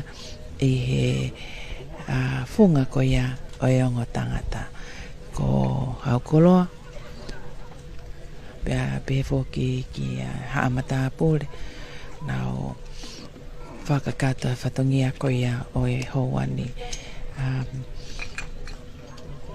fifth me at Foki e tahine ka maa Foki ai lava ko ia whakakato o e whatongia ko ia o e houani o ko e wakai ke fofonga fia ai kainga ko e Faitoka ini o e ongo tangata na ko e tarawhikau lahi leo eni o kune lava pe moia ke o ato ai pare ko e ni prianga Australia ko Erin Cleason ko e tarawhikau lahi leo ia Australia ki Tongani whakatoka pa mo pare ai office tarawhikau lahi ko ia Australia ki Tongani ki lahi pe Foki ngahi pare ko ia ko o atu ki whakatoka I Faitoka ko ia pe ko funga o e ongo tangatani Tupou Ata pe mo Palu Ata pe time tatau pe ko lava ki Foki pa mo kinautolo pure o e tare kita o e mesime Australia kama pure o e vaake ngai whanua Pasifiki Melissa Malo Foki ko e tahaya kau whiwhine Tonga o ko kau e kau taki ngā ue ko ia ai mesime o Australia whawhiwhia Foki ko hi ko e wakai ki nau ngai whinga o aki mo tokoni lahi lava e ko ia ki whafoki mai a Tupou Ata pe mo Palu Ata me Australia ki Tongani ko e live streaming en Foki ai komson whama whalalea Tonga pe ko e Lava ia pa moe kakato o e whatongia te mauhoko at ke whatongia taha kua mana ki whoko Fakamalo ia ai kāinga e whakatu uta ia i he palase ko he lala tangi. Ia ko e whakakato ia o e whatongia ko ia me Kolomaile, me he Faitoka, Kolomaile ia o ko malolo ai o tangatani i he hiri o Ouau koeni. Whamalo lahi atu, motol ne mea mai, ka mai ka whatongia komson whamawhalale a Tonga, whamanu ia te toenga ngai whatongia o e ahoni ka mo mea. Koe tala whatapue ko osio noa whaki pia ko tuku kore ke hufanga atu ai. Pia koe lagalile ia ngahi whatongia, riwa ki a haere ki palasi, tari ki polokalama hoko, i hoko tonu ia e ua. Hoata e fiafi o e ahoni. Aia koe Ouau Fakamalo ia kainga o ata. Ouau ko ni koe ofa ia pe me he palasi whatui me ki fu he lala tangi i e whafonua i e ua.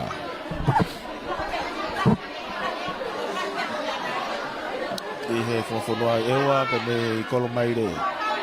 Aia ko tau kau whatahai i he rotongani. Aia koe kau kainga e ken me whafonua i e ua. Ka kuna tolu e pe me i ata. Tau inas whatahe ahi kutoria wafa. Whakamani e ko ni o ku iaia e whiawhiala. Ko hia ko e whatongia ma whatukituki pia mo top tapu. Na e whaia si tua mai me malai eiki ko Fele'ave. Riwa ke toa he haere ia ke plus tangtangi. He lala tangtangi. Kung mawa e whakamari heni. Pia mo e kau tangata mahu inga o koloni. Pia i kai ngata i ko e mo puna Tupou Ata. Pia tupe mo ke ni anga whawhiloa ki atu ia. Pia kai ke sola. Kau ke ngai ngahi aku maure koti pia tātu he reti o e reo. Na e whawholau mai he telefoni. Kau ke hoatahani. Mo whakamari ke mo wakai tonu mai. Ki ono fofonga. Pia mo no teuteu. Pia mo e tōnga whalotu ku nei ai. Ko hi mo e mahu inga o e ahoni. Pa tuanga pe mua kene toku whakakato atu. E ngahi ongo kune mau. Ko anu ku maa umai. Ko matu he kere o Kolomaile. Ko e tupu anga ia he kai ngalo. Malo obito. Malo obito ko le pe mua ke u whatapu ke ngana thio Kingdom of Tonga. Me ke tani kuini Nanasipau'u. Me whare ha Wharf. Whatapu ke hewa ke whanua. Whatapu ke a tawhakula. Muhamata pule. Ko le pe mua ke u hufanga te ngahi whatapu ko toa pe ku whai atu me ata mo lea. Hau mau e whangamari koe ni ke o tala noa ko ngā koe aho mau inga koe. Pea ko kui ngoa po silala vea. Nai whaare i pea hueni i Kolomaile. Pea kawane aho whawhiwhia moni ku kaumai ki he aho mahu inga koe ni. Jono whakawholau mai o mui wholau mai a Tupou Ata. Ka pehe ki a Palu Ata. Pea ku mau haka he langi ko tau, mau pātaha la ko tu'u. Mau mātātou whewha, whiwhia, lai vewe ko toa pē, mi Kolomaile he aha koe ni. Ko inga koe haere e Tupou, pea pehe ki he pureanga, pehe mo Australia, he aha koe ni. Pea koe kau ena aha whawhiwhia moni ka te au, ko inga ko ku kau mai he kātoanga, koe aha koe ni malo pito. Malo bito se lala. Koe kake te ai ha tāpuak lere o aho ka koe Foki ki api. Whiwhi nei ngā hiongo ko ke manati ki ai. Pia mo e tō uta mo ui mai. Nea koe mui wholau mai he tau mea whai ki. He ongo tamai o ekini. Kau ki ai pe ai ongo ia. I he Foki mai ki api mo tupu anga. Malo bito. O koe mone. Koe Foki mai ki api. Koe mea mawinga bito. Ko berang ane ni mamalu ku folawai maman ku ngā Lotu. E whare piau i hatua i Kolomaile hen. Ko e mo maniti pe ku tau mai he taulanga nā whanua. E ma whanonga mai ai. Mui mai he me whakaiki. Ko te tau mai ku fie ku ngoi mawhana moni loto. Ko hia, ko e ku wau mai ki heni. O Foki mai ki api. Neo ngai whanua lahi nau ia he kontinenti Lucia, Britania. Tātou he Eastern Europe. Nau Foki mai mi Afrika o se whanofo o e bikapo o e Orthodox ai Ecumenicale Orthodox Catholic.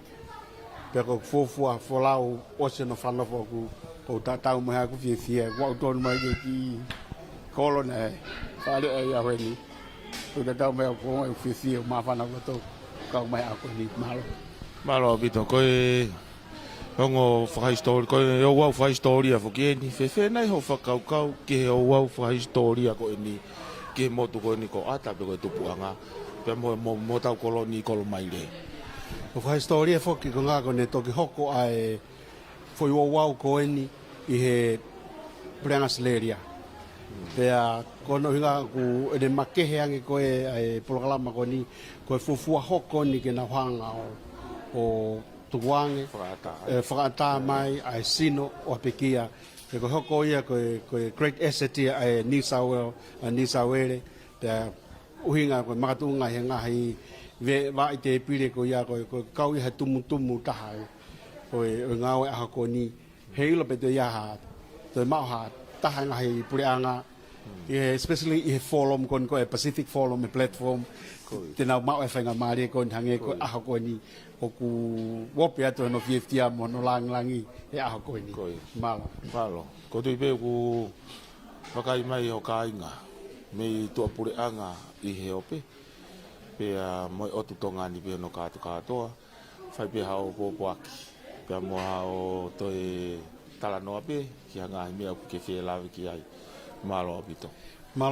ku ia e ofalahi i mo toko to pe ku mo mea mai ko hinga ko e aho mawinga koen pe na ia e misi e fai mai folau mui folau mai he mata mai o koen ko e whatawange pe e te hoko mai mau ilo pe ki tolai po tau kakai o ku nahi whanua muri tatapu hanga sleria pe ku kamata ke te whai ate ngāwe koeni o hoko atu ki Peru ai tu unga koe na invo lahi a sleria plena sleria i he tahawalo no tolu koe waka ia me i Tasmania na e kaptenia ia Thomas ko to taha ia koe ko to tapene whana sleria pe koe waka sleria na nau whai a ngāwe hangi koe na whamatala atu ea na e whai whatau na whatau koloa na whai pihe kao na whetong koloa whetong ngake ki whoi whao ai kau seaine mo e fua e whanua ka koe aho makehe ni e tawalo na tolu isune na whakawhia ia na tolu e kaptene wakake na mae na ki mea tokoni i lalo e ana pia lolotonga pe na maa mea tokoni se mau kainga na nau toko te au whawha pia mo uia wakaya o ala pia koe tunga koni koe toko taha koni o ko maa e whakamantala ma ngahi evidence o ku whapapau i nai pekia i hano tau no tolu i Tahiti ka ku kei whai ai ngā ue i hoko atu koe ni ki ai roto ngā tāri e mau appointment pa mo e talawhikau lahi Peru i Australia ai koe hoko atu ngā ue ki ono whakatotolo i ho mau kakai po whewhi tu o ku i ai na whakafulau koe ki ai koe te malo whamalo lahi atu i o taimi pia mo e talamonua te pūre walwhitu po inima e whaema katarina tohi mo toi ngai kau ngā ue ki ho lakanga whakalotu ki kai ngā tai whatawangi pike ki whakaivia koe i ngā fua whatongia pia ke hoko atu whaka ngā ue leleini pia mai motuko ata pia i kai ngā tai niango koe kumi ho tau ongo tau manatu ko tau Tupou Ata koe whakakoloa pia ku hoko mai a wharelahi i he ahoni tau wakai ki ai uk toi whakaloto lahi e ka te tau tolu toi mawai mo hivi ki hoko atu e ngā ue ko tui kumoko i ka ia ha mo heo foia whamalo lahi atu malo apito e mau e whainga maari mo e whamatala lelei mai whamatala maari nai whakahoko mai i he laine telefoni koe ni ko mau wakai tonu mai Pia me he ope, ai tonga kotoa ki ho fofonga, pia whamalo atu i he maua i whaingamari aho ni malo apito. Malo apito. Whaingamari ko ni o maua i whaingamari ka kato, mo e whine e ki tau motu ata haini, pia me he kainga o Tupou Ata me ata, ko sela sila tolu, tau tuanga pe mua kini hanga whawheloa ki atu ia mono tau motua, pia ke inasi ai kainga ko tau pe kua kai mai. Malo sela. Ko tau hiva ko fulu. Ko tau hiva whaen. Koi Tupou Ata.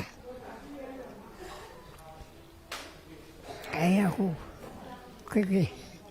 kai ko toka ya ta he ko au pe me ha atua ai ku ma to ko ka tu ke tu I ko ya ha atua ko ya ku ko from mo he ka mo to ko se sine ni ha atua ko so ku e au Kolomaile. Kako ha atua, mautua ki he tui. Kau ata mautoro, pia o mai me muri, ko a weni ko kei muri. Pia Tuku'aho takota, lapa, pia mai taha, ki taka motonga. Ai, o mai mautoro ki homa. Tupu ai mautoro. Whana ai koe kau ata. Maharu musio mai pe kau. Kai puri ha mea taha mātea. Me mau hao.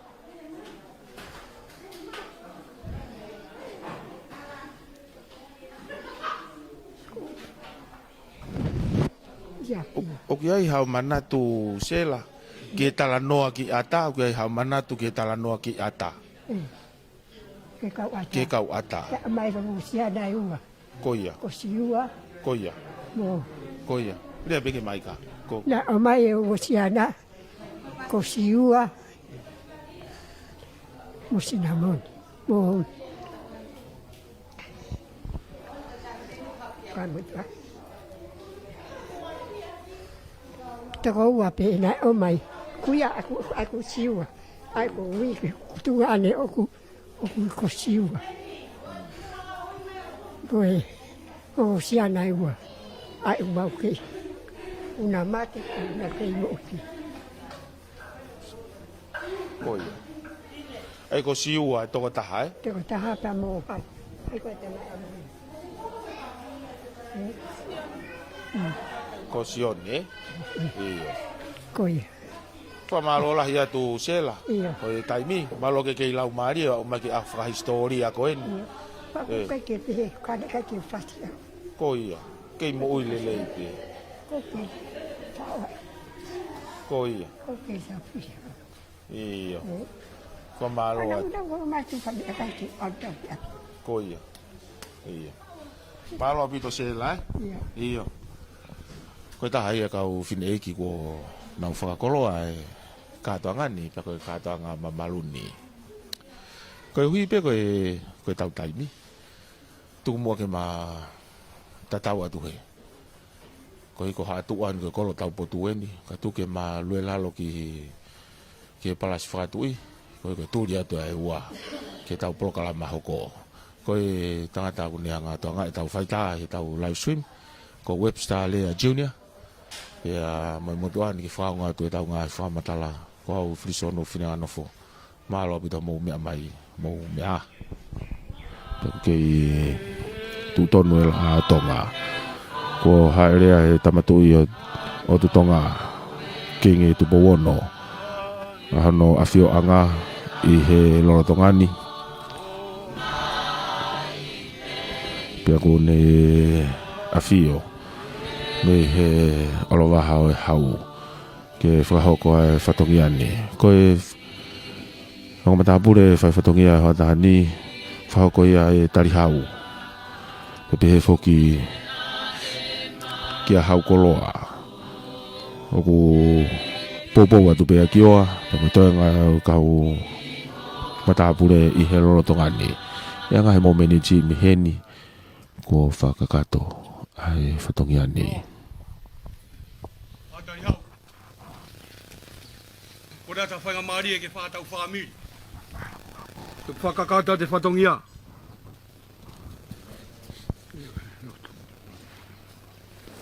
Ke rau Lotu. Ke otu a mafi. Ke mau tamai tai ngata, fungani, alo ofa, ai a Fiona. Ke bure au niu whakalewelewai, loto langina, kai mai mama ku mau iai. O fu mata mea mo I koto pe o hu ki a Fiona. Ko e tui, ko e ngahi tui, ko e eiki, ko e ngahi eiki. Mau haka he langi kua tau, pata he la kua tō o. Mata tō favor. Ye mafia o a Fiona. Ongo ke mau loto he hoa koeni. Mau ilo whakapapau, o ku kai ke toi ai hao tua o tatau moe a Fiona. O whio atu pou. Kai pehe, ke tahine kuini he hoa koeni. Ho e ke whanua, matapure. Mau lo nuku he hoa koeni me loto hanga maari e moni ke Fiona. Ege he ko mau loto ia me mau fie he hoa koeni. Mau rea whakataha moe sipilate a koeni. Mo mawawa ia fie ka siove ngai whanua katoa pe. Tau ia siove fie. Hau moe hiva ki ano ao. Ke mau ilo ko siove pe ko o tua. Ko ia pe nane ngahi ki tau tolu. Kana kai te nau ngahi ki tau tolu. Ko fie a ngai hoa koeni. Ege mau loto ki a Fiona hi walau maari e. Hai a whatongia hoa koeni me tapakula. Pe ke hau koloa. Mau tuku ai pe ke Fiona. I whalau maari o tau ngau me te koe. Pou apa ke pou mama. Whai belangina sa mga tāpua. Ki mamangai whakamonu ia. Jesus Christ pe ko alo ko mau whakamu ui. Amen.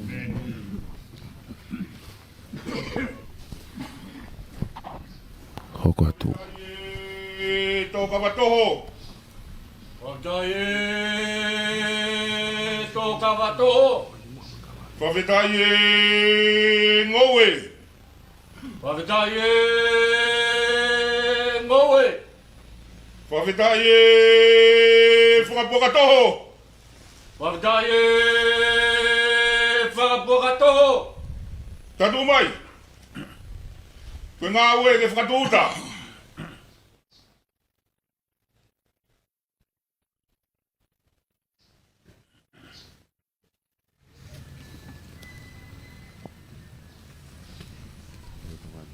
Tuuta e ngāwe e kainga hei ata. Ko e ongo matapule whai whatongia ko hau koloa. Pia mo tarihau. Ngama! Tatu mai! Ko ngā ue ke lau.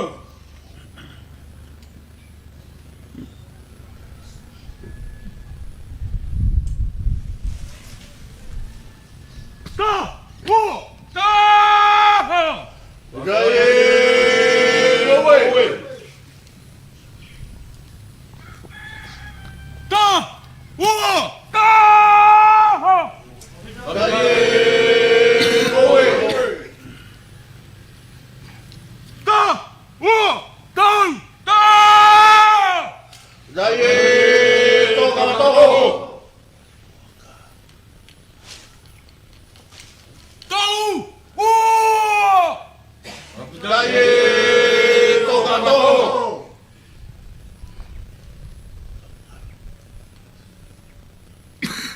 Ta! Uo! Tau! Ta! Whakaie whakapokatoho. Tau! Uo!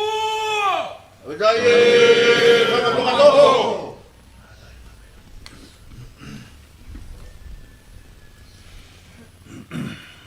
Bua ke ngawe! Kawatoho e ono! Whakaie tō kawatoho.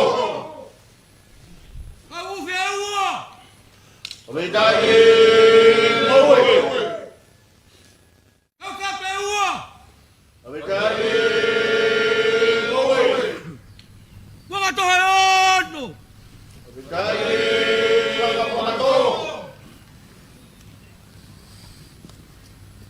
Tu mai, tadu mai, tu mai vine.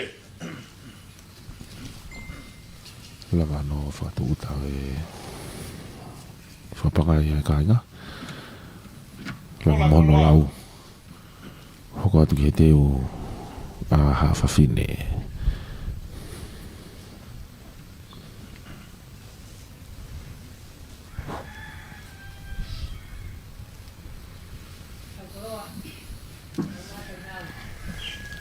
Mai a whainga maari e.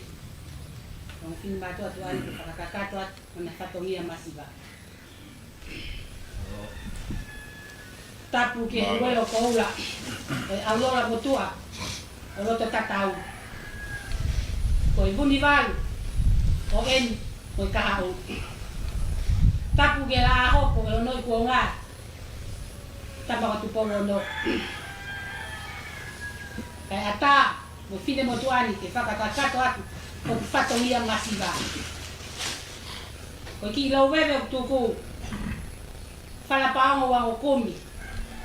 Au fia ke whaatuwalu. Iai mono katoliki vai. Ko ngā wea ni mamea. Ai si tunga fine mātua o ata. Nā ulawa moia e hoa tānu. Hoa ke atuia. Luwa whakatahatu mo nau loto. Ko tuanga. Ko ton kupere kere. O tama ko Tupou no.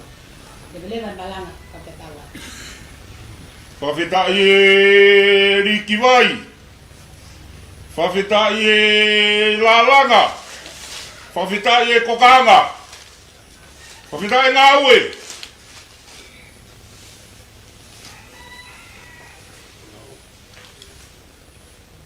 Lau kakato ia no whahatua e teo. Atu ngā whiri mātua me Tupou Ata. Hoko tatu ia tawhakula. O e muni walu o loto tatau.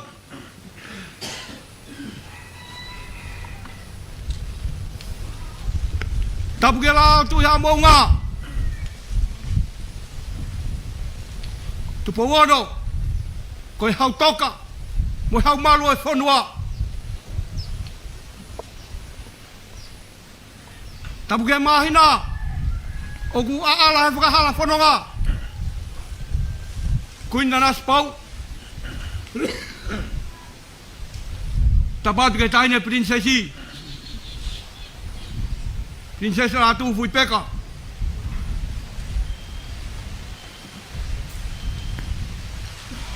Tapatu on Halaevalu. Ama o tulaine topu tapu. Tapatu hau koloa. Mātari hau.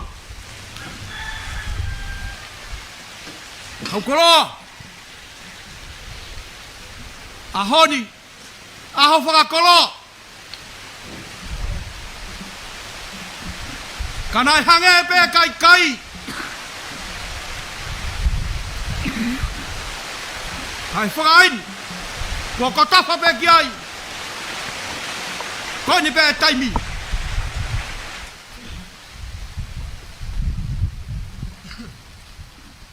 Talu bebehe. Tōtōni. E la kua unga whanua mamau atu. Ke mau whai tuku mai. Ke e whunga makan.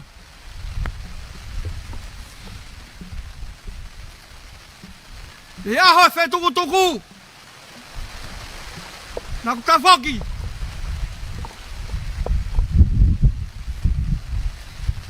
Ke wakai ki uta. I he maka ko a.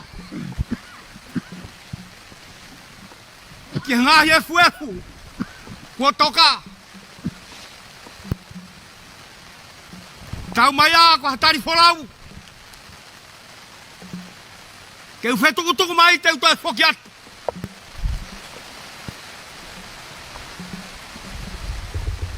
Pau tu ke mata tulu e lau tere. Ke tengi hia. e ku whangakui, se ku whangatamai, se ku whangawhae. Mua kāinga kua toka, o wheha taimi, te mautoi, wheiroa ki ai. Moni e puna ke, toki wheiroa ki a kia rangi. Hau whanau, koe honi. Hau koloa, koe honi. Mau heri pa mo Tupou Ata. Umata mare. Te moe kāinga mei ata. Ko whakakoloa ki nau toru. I Kolomaile. I ahon.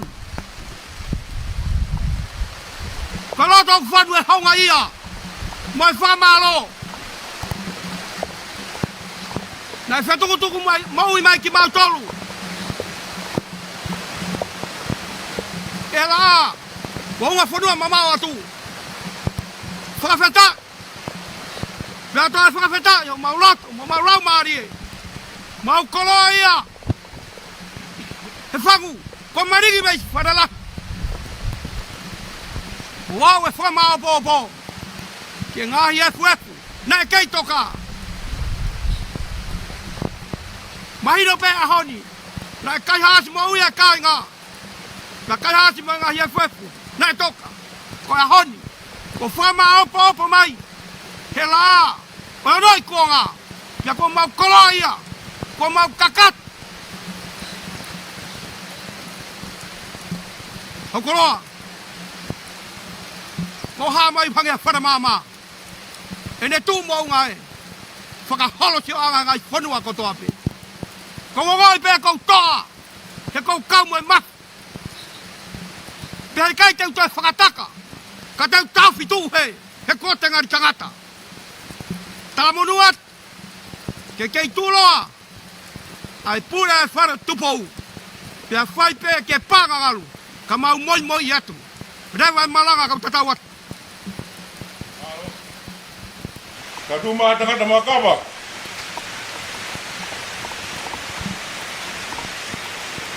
Koe whawhotunga ia mo e whaatuuta o e whanonga whahako e tawhakula. Kono tari e ne hau koloa. Ka mok mai. Tatu mai mo kawa. Whakia ki a tawhakula. Kui e tawhakula ke tauhia ki a hau koloa. Ke fua ki a e whatongia. Hei e whakawhete te mutolu. Kaua e Broadcom FM Broadcasting. Eno au. Whamawhora atu ai Ouau I here o moe ata. Kono tari e ni o e Ouau whamalo e ahoni. Whahauka ia e hau koloa. Tapu pea moe tui o langi. Koe tui whako maman. Tapu atu sama Tupou ono.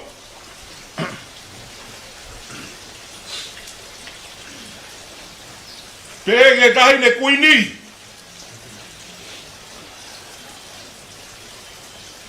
Kuin Nanasipau'u.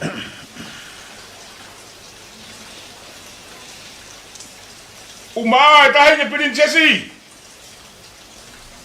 Angelika. Lātūfuipeka Tuku'aho. Muhammad.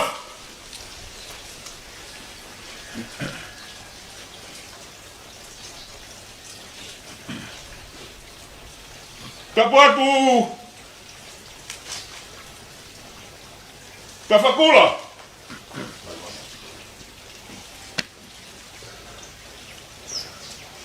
Umaatariau. Muhammad.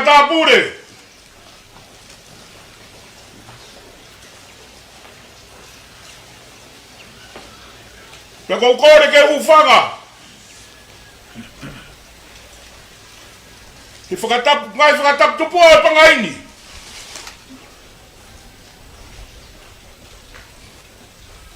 Ka tarangata e te kita. O whai ki tua mamau atu. Tawakula. Kau whai atu ha Fakamalo.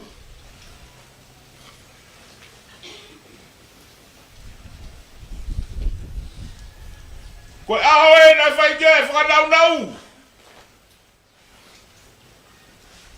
Hage koe mea koe kua ke whai ke e lave.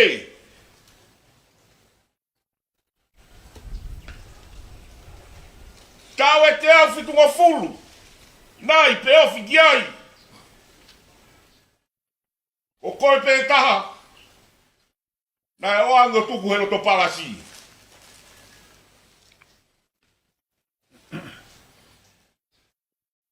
Katoa. Ai kainga tonga. Ke ave ha kainga tuku palasi. Ka tau pe mo koe ta whakula. Toki whai mei ai e whetuku. Ke funga maka koe.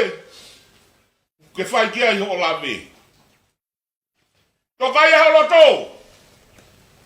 Oa na ngaro ia ho maui. Puke a fufula ia koe matai ko loa ia.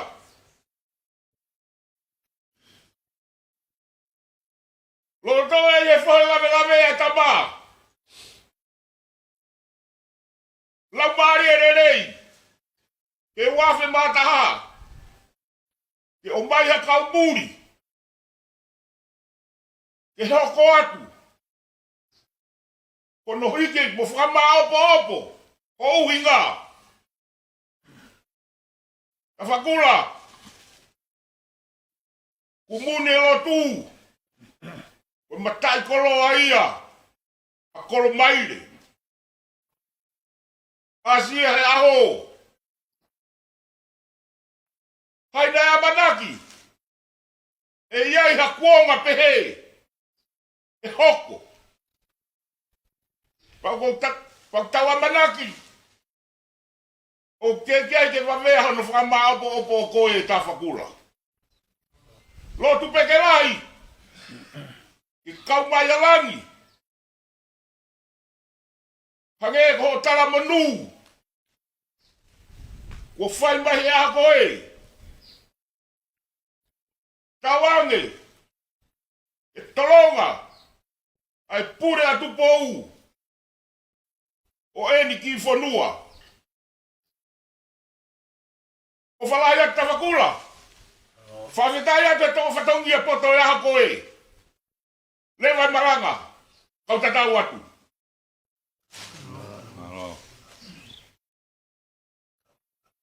Kawapo ngawe. Ngawari hau. Wapeta. Ngawari hau. Ngawe tau pelo tona. Halo.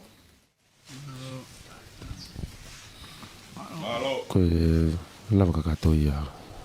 Oe Ouau Fakamalo. Ai kai ngau. Tewhakula. Lava mai boe. Kai ngau whanana. Ke kita ke taba. Ma wai e whakamari. O tamare ba moe kai ngā. Koe ko take atu e tawhakula. Ko ma tamare ko sea ia ko miti ata i tonga tapu. Pe moe toi ngai kai ngā me ata. Lau whanonga atu ki o Feipulua ki. Pea whikita ki he hautoka o e whanua.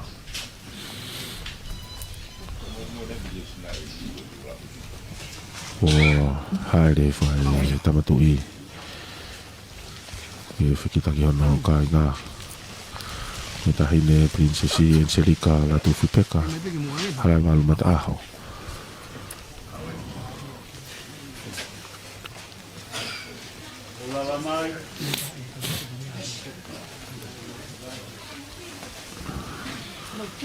Koe ni ko mawai e whaingamari e koe ni ki he kāinga ki whine mātua pe moe mātua tupu mei atake na o wau ki he tōkupu o e hau o e whanua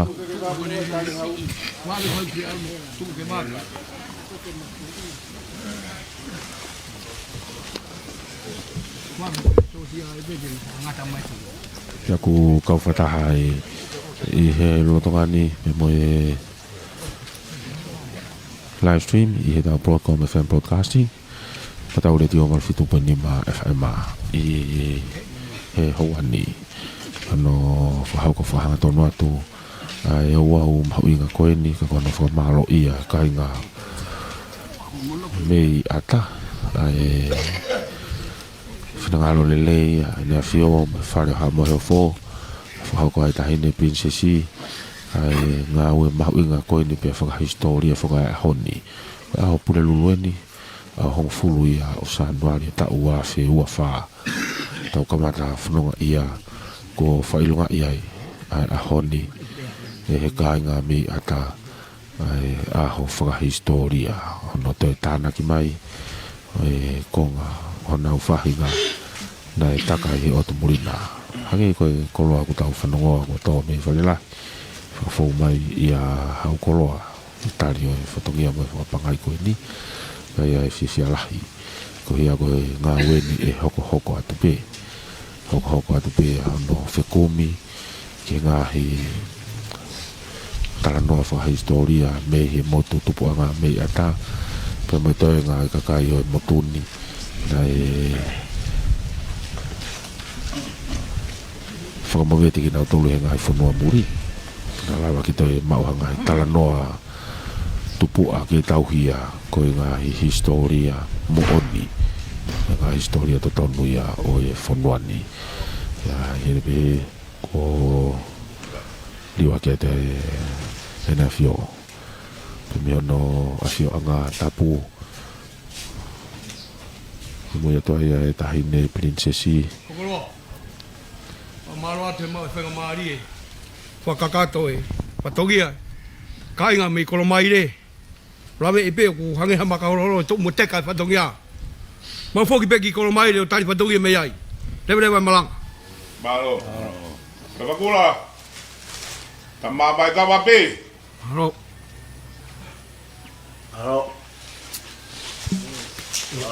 ni lava kakato ia e Ouau Fakamafana Fakakuloa Fapangai mo Fakamalo ko Fahoko e kainga Tupou Ata